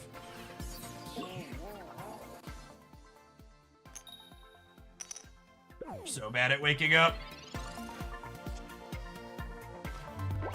September must not be over yet.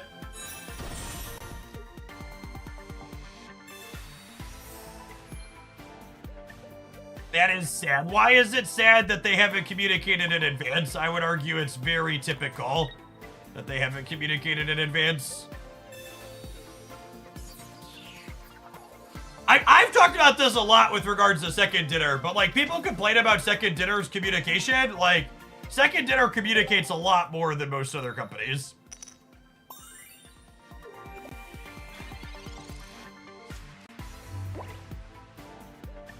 Oh, did I miss Duck Lethal? No, sleep prevents retreating. Yeah. No, I didn't. We're awake now. Yeah, you can't retreat when you're awake, when you're sleeping. Which is one of the many reasons why Switch is a messed up card compared to X-Speed. The second Wiggly EX is actually a big deal here because it makes it less likely that Dragonite's Draco Meteor can get a knockout this turn.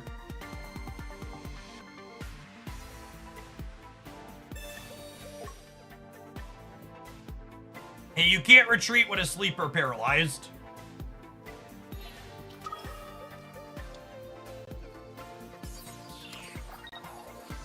Alright, so we have to win the sleep flip, and then we're statistically likely to get the win here.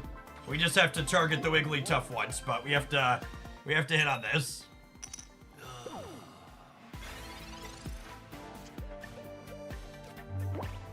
Oh yeah, that's true. If we won the sleep flip, we'd be guaranteed to win with the duck. Yeah, so here.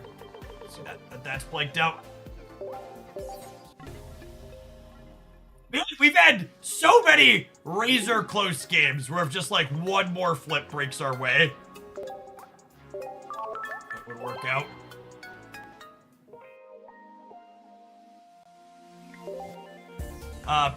paralyzed, and sleep is paralyzed is guaranteed to last one turn, whereas sleep you flip a coin between each turn to see if you wake up. Yeah, I have a couple of Wigglytuff decks in the tank. In fact, I have one that's very similar to what the last opponent played. We would have bought the whale coin, we would have gotten it, yeah.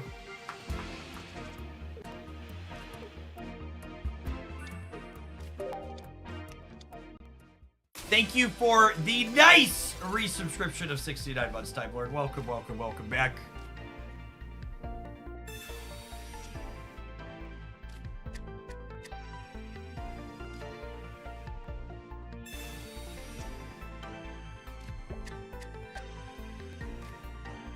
I would say Pokemon Pocket has a similar amount of coin flips to the average card game, and might even arguably have fewer coin flips than Marvel Snap does. Brotherhood, thank you for the 43 months. Welcome back. All card games are riddled with coin flips. Pokemon just makes less effort to conceal the fact that those coin flips are happening from the average player who doesn't understand gameplay mechanics. Because the cards say literally flip a coin as opposed to you understanding enough about the game to see that you're in a 50-50 situation.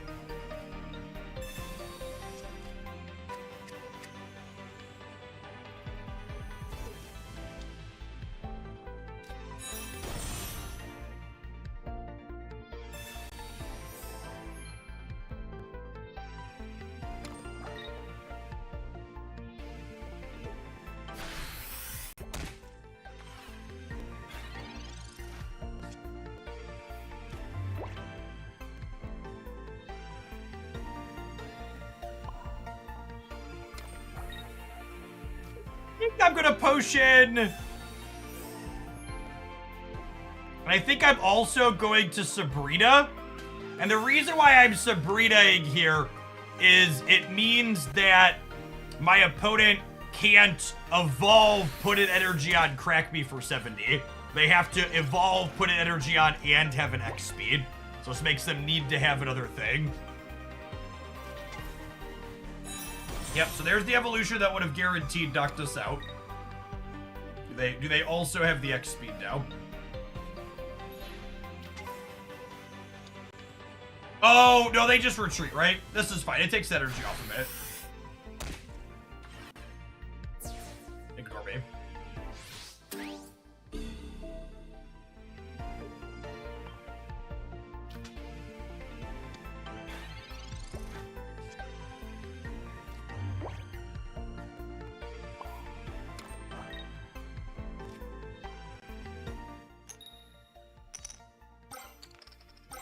All right, Mama, there we go. There we go. So, Pidgeotto here has Drive Off, which basically gives them a Sabrina activation every turn. They can make me switch out to one of my bench Pokemon. Having second Kangaskhan here mitigates some of the downside of this, though. Opponent's got their first knockout point from KOing my Duck. But we've got decent damage marked on their things with two Kangaskhan's going here, applying pressure, while we maybe set up Dragonite in the back.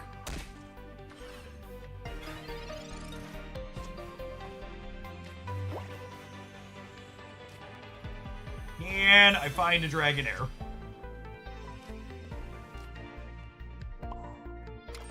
Unlucky. And I land a single heads. Okay, we got a single heads, which means that even if I brick on the Dragonair and they have potion, Dratini's 40 still finishes here.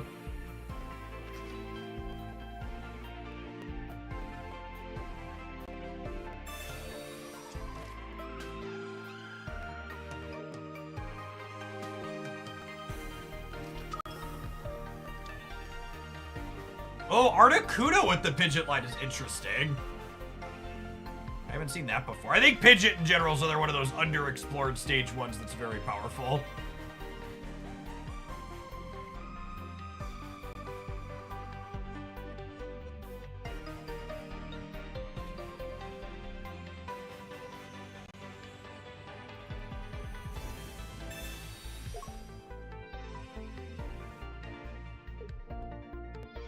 Wasn't it better to X speed to the other Kangaskhan? Not strictly.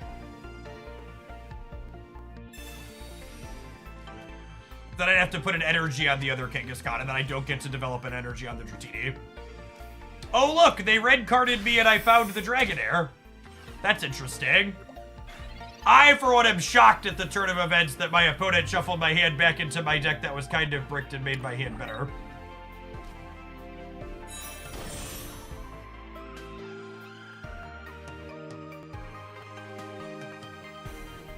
Yeah, I don't think there's any reason to X speed here. I'm just gonna try and punch.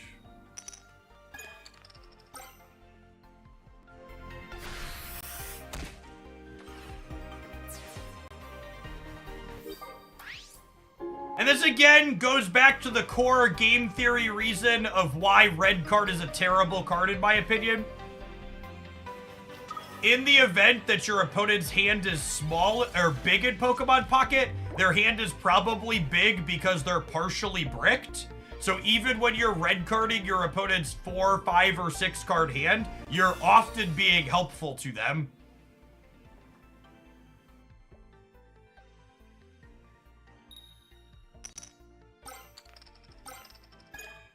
Right, Misty lets them power this up, which this does let them Blizzard this turn.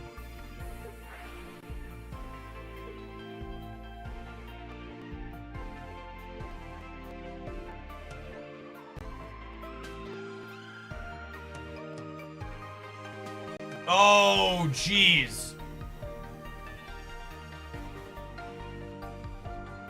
This means I have to have a potion because they get to Blizzard.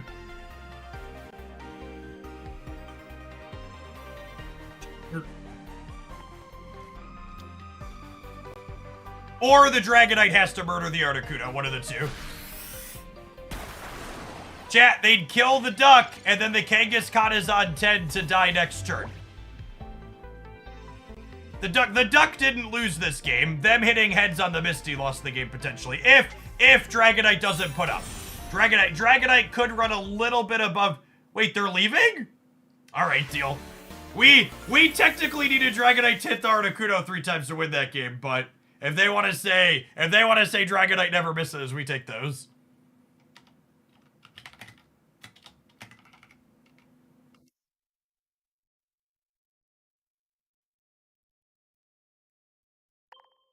Oh, they didn't realize Draco Meteor could overhit. Yeah, okay. They thought it was only ever gonna hit Pidgeot. Yeah, so the Draco Meteor could select the Pidgeot 4 times there is something to be aware of. And they didn't realize that could happen.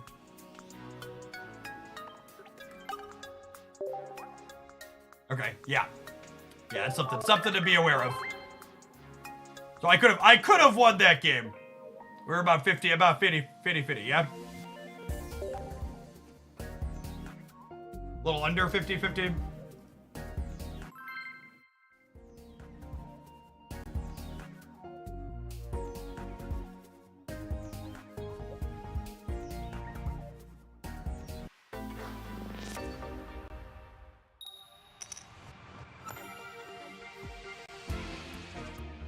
Matthias, thank you for the 17 months. Welcome back.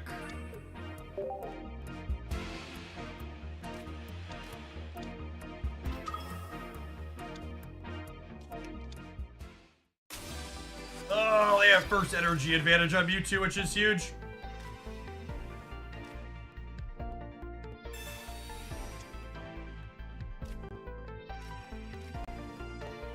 Dratini!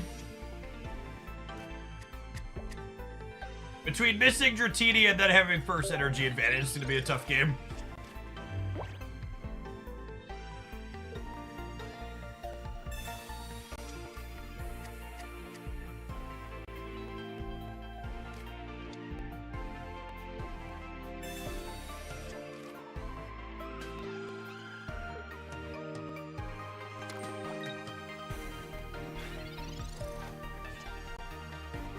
Okay, there's our dragon.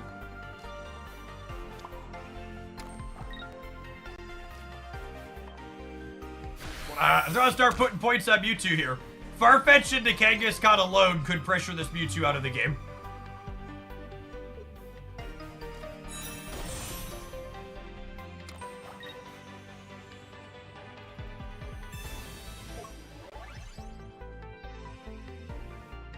If they have the perfect curve, there's not going to be anything we can do with them having first energy advantage, unfortunately. They have the Giovanni here. It'll remain to be seen if they have the Gardevoir next turn. This is just gonna be a run us over type game.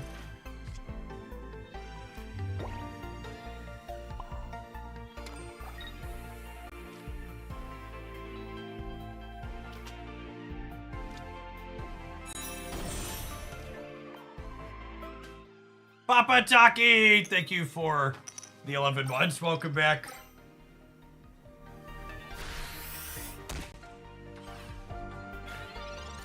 If they don't have the Gardevoir and we run a little bit hot on this Kangaskhan, we could be in this.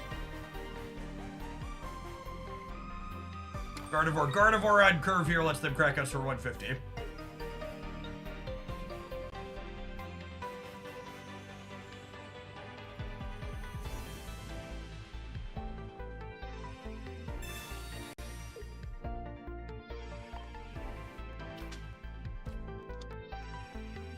I assume this Sabrina means no Gardevoir?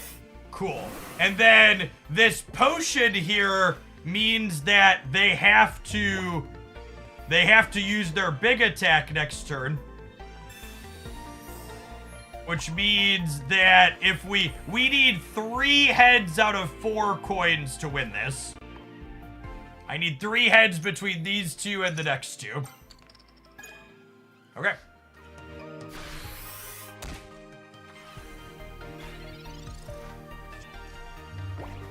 The Mewtwo deck's best possible goldfish is why people think it's the best deck. I agree, Hyde. I think they're super caught up on what does the Mewtwo deck look like when absolutely everything breaks exactly how they need it to break. No, they don't focus on the average draw enough.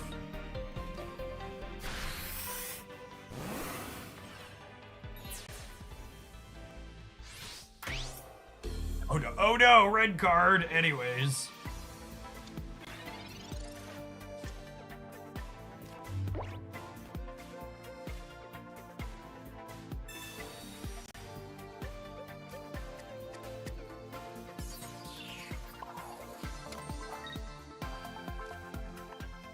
I suppose if they don't have Gardevoir this turn, we could technically brick on one of these.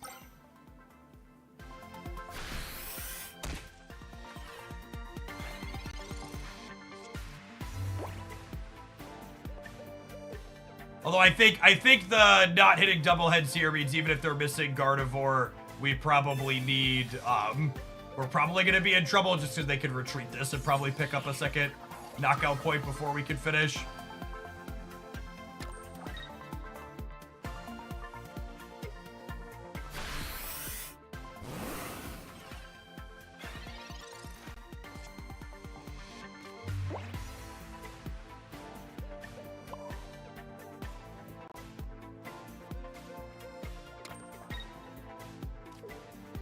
All right, so what's the line here? The line here is we flip heads. We flip heads. We draw at X speed. We double X speed. We Sabrina their back line up, and then we finish them with the Dragon Tail. So I have a sequence of things. Ooh, that doesn't work anymore now, right? I needed an X speed or a Sabrina in those 2 draws, so I could top deck the other one.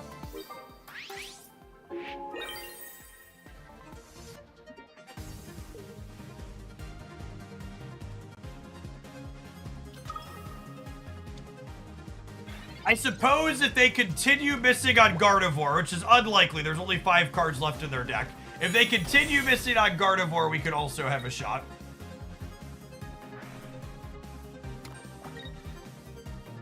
Why not evolve the dragon? Because one of my sequences to be able to win this game involved using Dragonair's Tail Smack.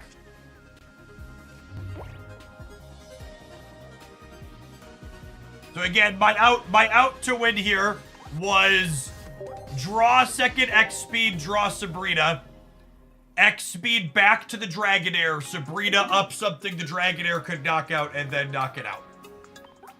One of the things you need to think about when playing the Dragonite deck is when it's right to evolve versus when you're going to need to use Dragonair's 3 energy attack before you evolve.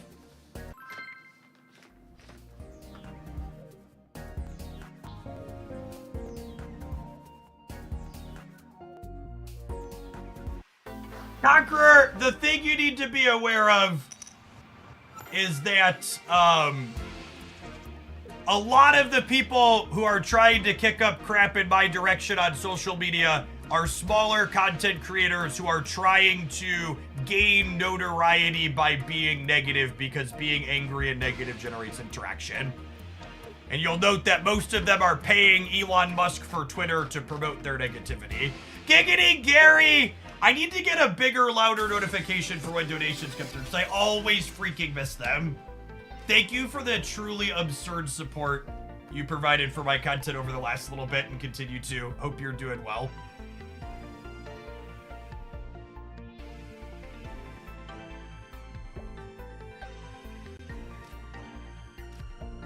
Making people mad is one of the surefire ways to get clicks in 2024. That's extra true on Twitter after Musk's acquisition of the platform. It's definitely been like a mono Mewtwo queue this morning, which is fine. A lot of these games have been really close and interesting.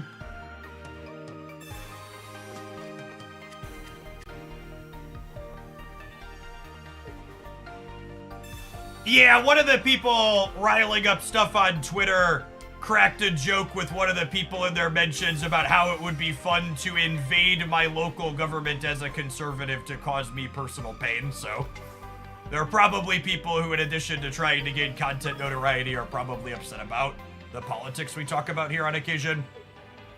It does mean you get knighted hit list. Thanks for the entire year. Welcome back. I appreciate it.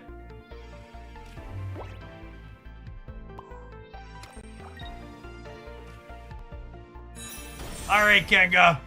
Do your thing, girl. And for those of you at home that haven't been watching, flipping 2 tails in a row is Kangaskhan's thing. She's good at it.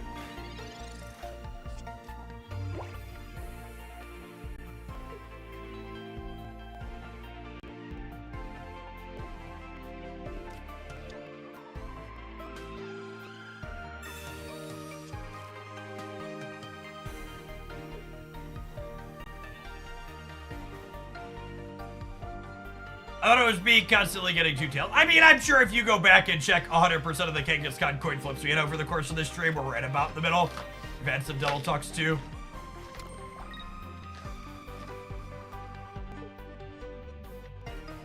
I see a lot of people in chat talking about Mewtwo winning a tournament, and that's why there's more people playing it. My dear gamers, 1, most people that play games like this have no idea that content and tournaments exist. 2, there were days before whatever miscellaneous tournament you're talking about happened where we queued into 3 or 4 Mewtwo decks in a row. 2, it's an easy, obvious deck that anybody with half a brain in their head can build. You very clearly are supposed to play Gardevoir with Mewtwo EX. I think people in general way overstate the influence of content creators and tournaments and things like that in terms of how they impact the meta. A lot of the deck building in games like this is not that complicated, and especially straightforward, aggressively slanted decks like this are regularly found by lots of people. It's not complicated.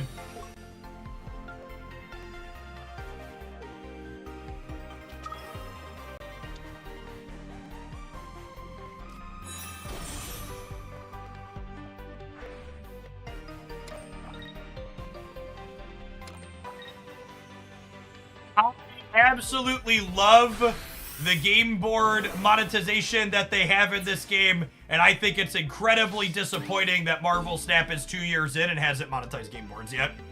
Alright, I think it's time to change decks. We've played this matchup enough. We've lost our Kangaskhan coin flips enough! Let's tap an ad break, and we're gonna play some Wigglytuff when we get back. Thanks for hanging out. Don't go anywhere. I think my only comment about the game boards in this game is that I really dislike the constant zooming in and zooming out. It's a little motion sickness triggering, and I wish I had an option to turn that off. But in general, the game board flipping to show whose turn it is, I think, is stellar.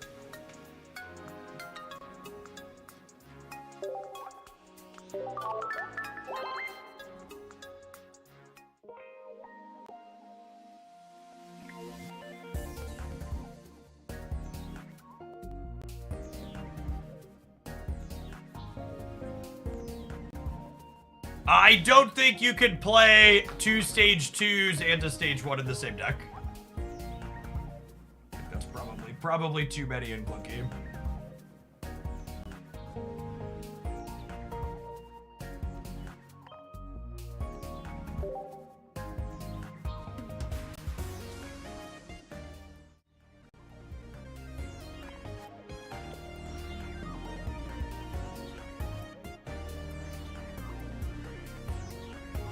The 2 Greninja decks I like the most currently are Arbok Greninja and Alakazam Greninja.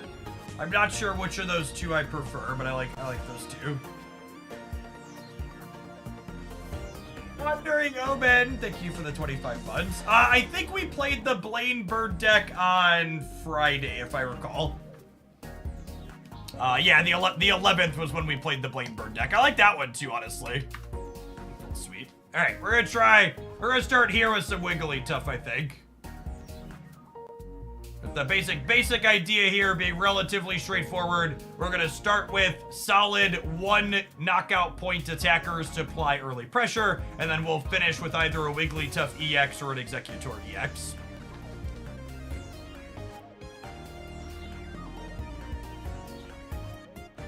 Alakazam Weezing. Yeah, I can see that being good. Weezing Koga as a starter is solid.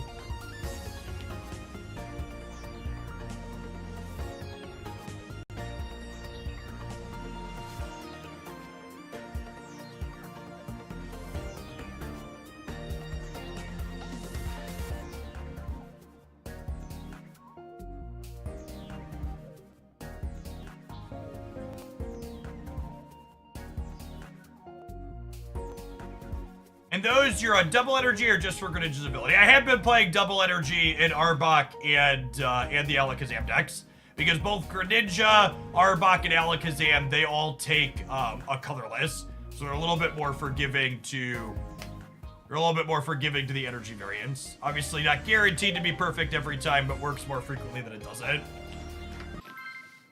Eggs and ducks, this looks like a breakfast deck, God bless. Superman, thanks for the over 2 years, welcome back. It's a closed beta, it's a soft release. So if you sideload the APK on your Android device, you can play now, or if you live in New Zealand, you can play now. Interestingly enough, our last deck always wanted to go second. This deck actually kind of likes going first.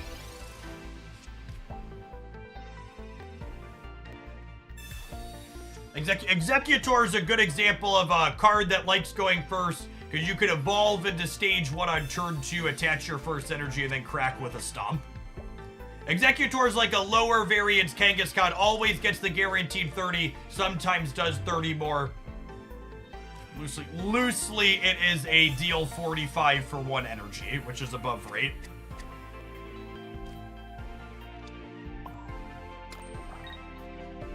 There's not Giovanni about to scramble my eggs here. Drexel Ranger, thank you for the 15 bucks. I appreciate that. Welcome back. Yeah, so the basic idea of this deck is you want to start on non-EX Pokemon and finish on an EX. Because I think EX Pokemon are most powerful when you make your opponent finish one after they've already had to claim 2 match points. So I'm on a split of Executor and Executor EX and Wiggly EX, so we can start on the 1 prize ones and end on the not 1 prize ones.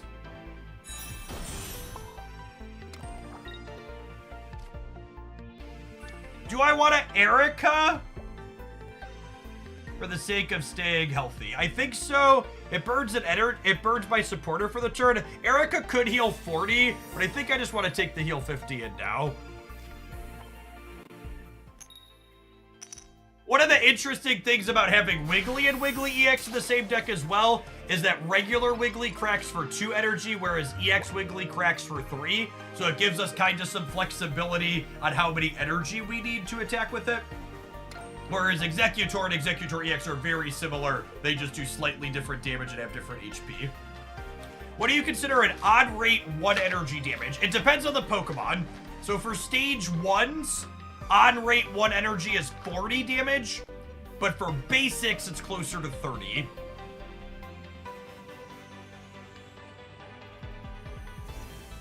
Azrael, thank you for the 24 months. I appreciate that. Welcome back.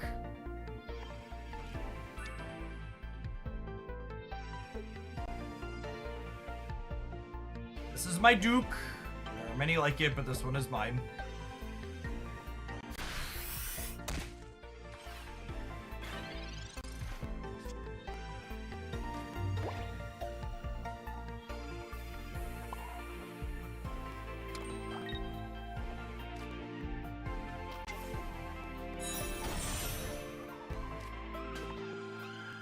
Match point here. Why is Farfetch'd so good? Slaps in the literal sense.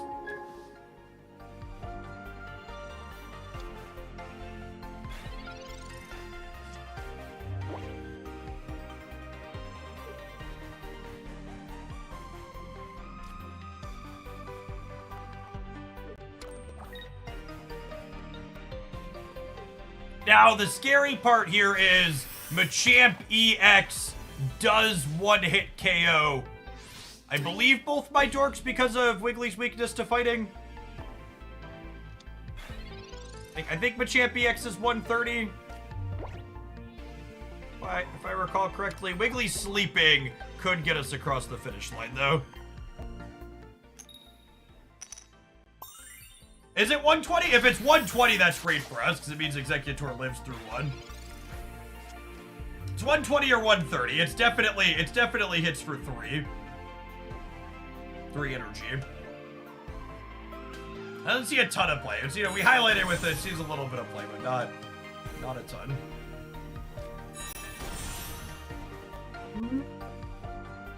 Love this. They are playing regular Machamp, which makes this tougher, because it means I can't just knock this out and get the win. It means I'm going to have to go through 2. It does mean my Wiggly EX doesn't get knocked out in 1, though, which is good.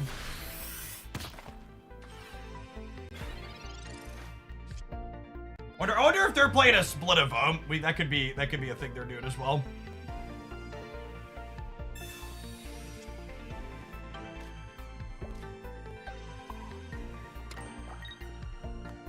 Alright, if we lose this coin flip, another potion lets them save the Machamp. Why would I want to Sabrina? Just to buy time? I think I'm okay with just getting Wiggly up at this point. I think if they want to just trade knockout point for knockout point here, I'm okay with that. Rector Drath, thank you for the over 2 years. Welcome back.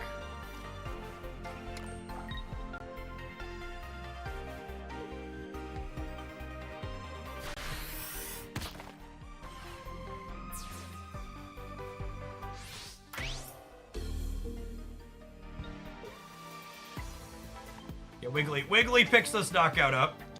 And they only have 1 energy on the backswing. So again, this is gonna be one of those points where what we talked about in the past, where like we're at even knockout points now, but I'm up tempo. I am notably not playing the Farfetch'd out because I don't want them to have something they can Sabrina into. If they knock out my Wiggly, the game is over either way.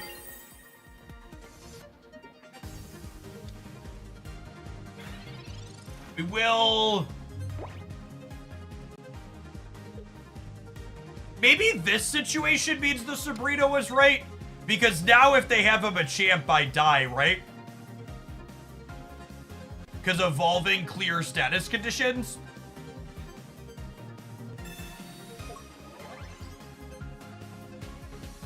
So it comes down to a coin flip with the asterisk we're always dead to the Machamp.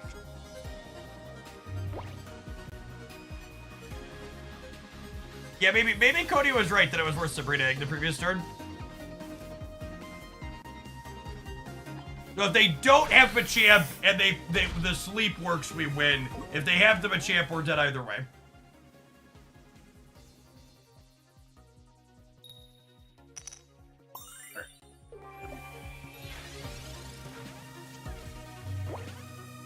And they got us with the weakness here.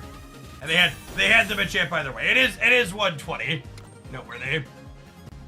So even if they'd lost that sleep, we were still going down. Yeah, I think Cody from chat was right that we should have Sabrina.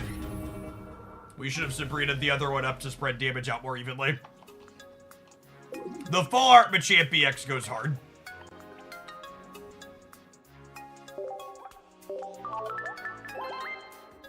Wow, switch to a Wigglytuff deck, and the first game was against a fighting deck? Wake up, sheeple. So I'm so excited for the conspiracy theories around matchmaking in this game.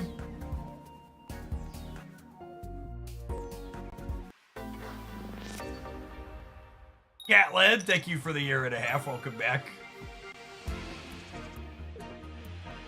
We're going second, which means this duck slaps even harder. Lovely.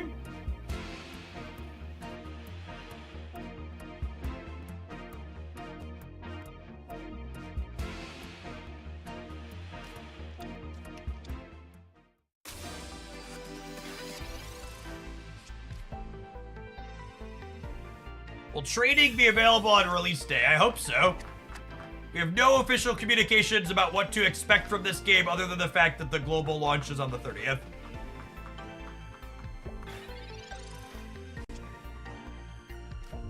There are no bots in the human matchmaking pool in this game, which makes me happy. One of my least favorite things about Snap is constantly having to queue into AIs that are pretending to be humans. Feels insulting. I like that the play against an AI is a separate queue where you choose to do it, and when you want to play against people, you play against people.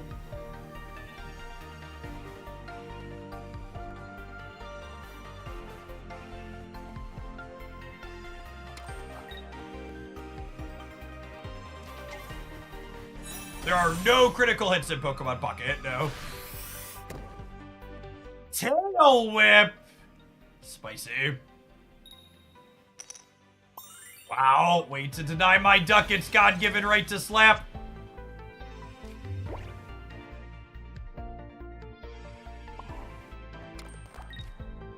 Wow, chat, and then after we queued into fighting types, we queued into fire types. Unlucky.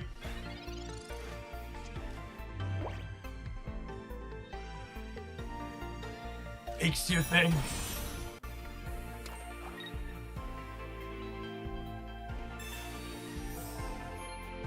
Do we have Giovanni on one? Yeah, maybe. I don't know. If they lose that coin flip, saving the Giovanni for later has a lot of value.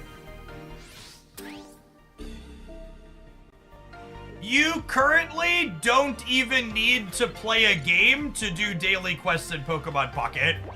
You can literally finish all of your quests in Pokemon Pocket by opening booster packs and giving thanks. You get to showcase why we have regular Wiggly in the deck in addition to Wiggly EX.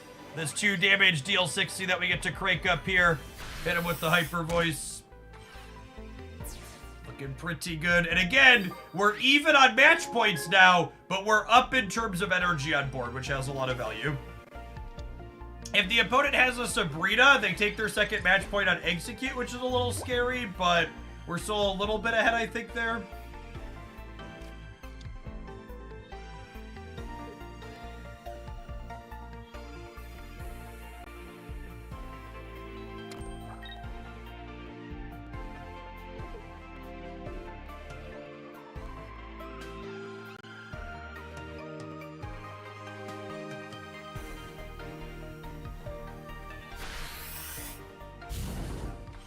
Okay, that puts us to 60, which notably does put us in range of getting KO'd by a Blaine. I think I'm waiting on evolving this Executor, because I might want to make it an Executor EX. We'll see. This crack for 60 does mean that Farfetch'd gets to guaranteed finish if they have Blaine to knock out the Wigglytuff. Blaine lets Rapidash deal plus 30 damage. It's a very powerful supporter card.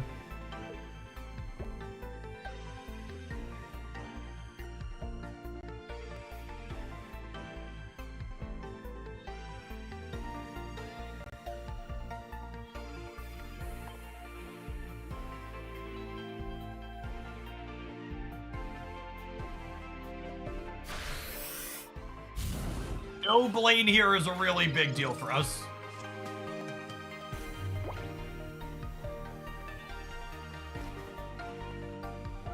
It's a Pokeball up. Yeah, so I was hoping we'd find the other Jigglypuff so I could work towards Wiggly EX. I'm gonna put a second energy on this Execute to give me flexibility to be able to retreat it, I think. Or, no, I'm just not going to give up a second knockout point here. I'm going to retreat this. I'm going to put the duck up. Let's knock this out. We give up a knockout point if they have second Ninetales.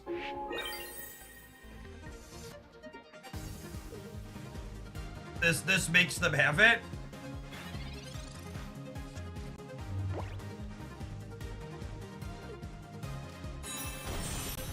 Yep.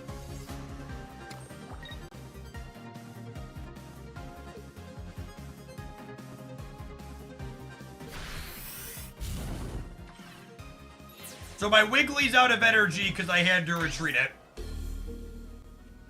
So I think our line here now is we hope to hit the 50-50 on the Executoria.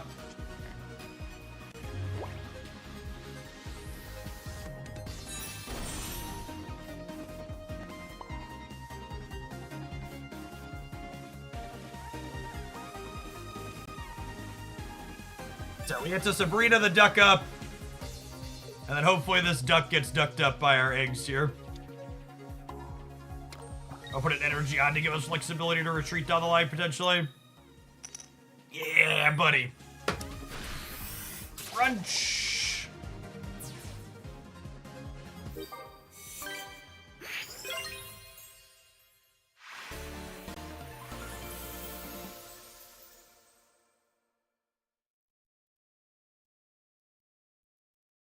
Hey, Dwight, if you're on Android, you could just sideload the game now. There's no more VPN requirement. If you're on iOS, you have to make a new iOS account to get it from the store, but you can still do it there too without a VPN.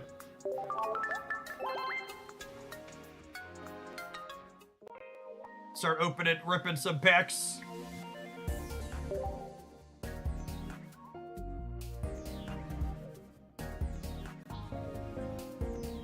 You have all the full art cards. No, I stopped spending money when I hit all the mechanically unique cards. I don't need the cosmetics faster.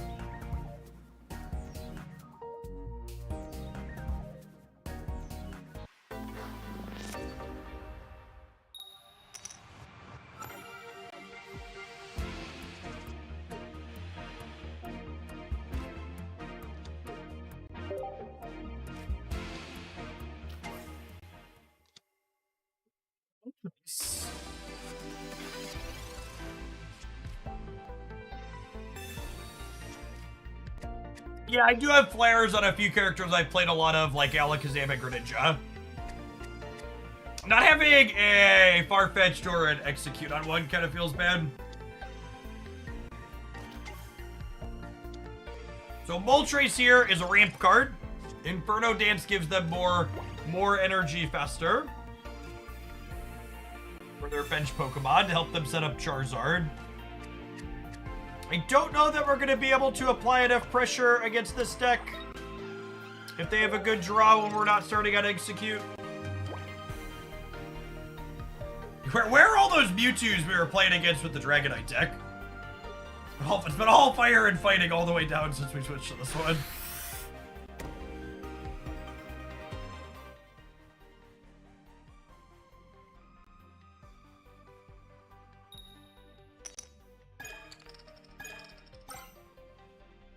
Slightly below average Moltres.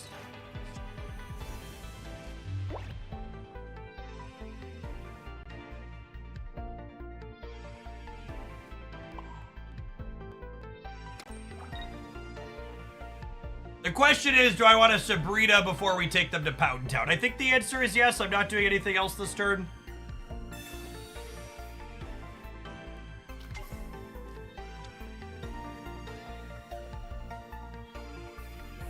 You only been playing Greninja and Mono Color decks. I've not. I've been playing it in 2-color decks too.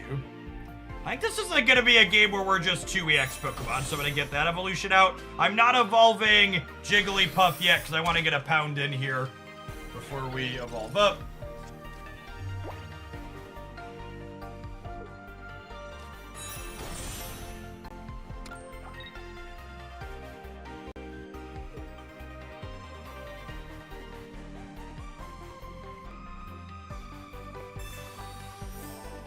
Potion does not matter for Wigglytuff's EX 80 damage breakpoint here. They low roll a little bit on this one again. I think we're going to be in a good spot.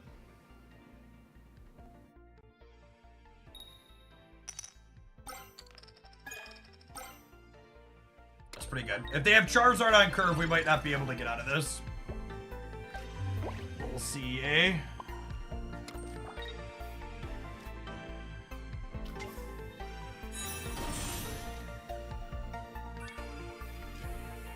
Well, I guess their potion means that Farfetch can't finish the Moltres, is noteworthy.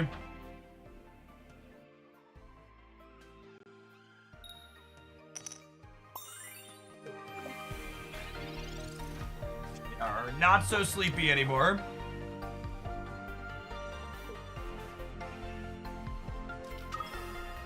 There's the Charizard. Charizard's a big boy. I have a Farfetch'd. He does 200 for 4 and discards 2 fire energy to do it.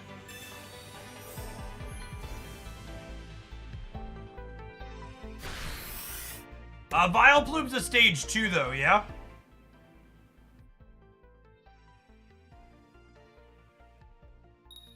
And also, I don't think it hits for 80, right?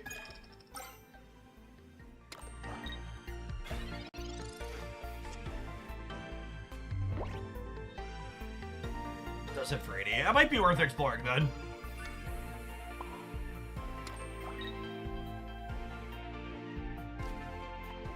This might come down to some sleep flips on Wiggly.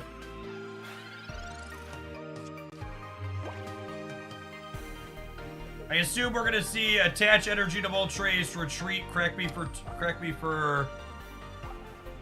I was gonna say 200, but they actually only need slash. While they're Inferno dancing again.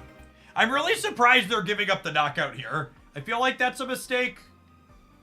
It means that like Wiggly plus a Sabrina, or just like a couple of tails on the Wiggly flips could get him under. I think this is a mistake from our opponent.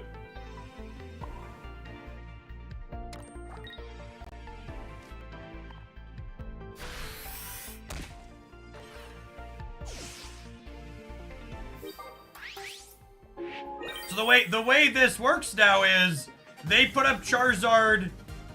Uh-oh. Interesting. Okay.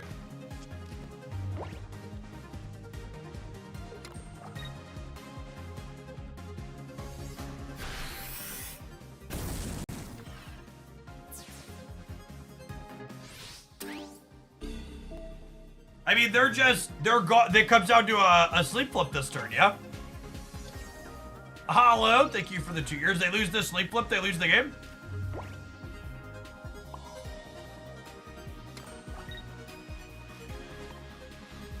Can't attack, can't retreat. No, you can't retreat while sleeping. This one's the game. One of these days we're gonna have a coin flip on the last turn and we're gonna win it. I think we've had 5 or 6 today and we've lost every single one. So we do unfortunately lose the game now because Charizard EX comes up and cracks us for 200 and gives them 2 match points.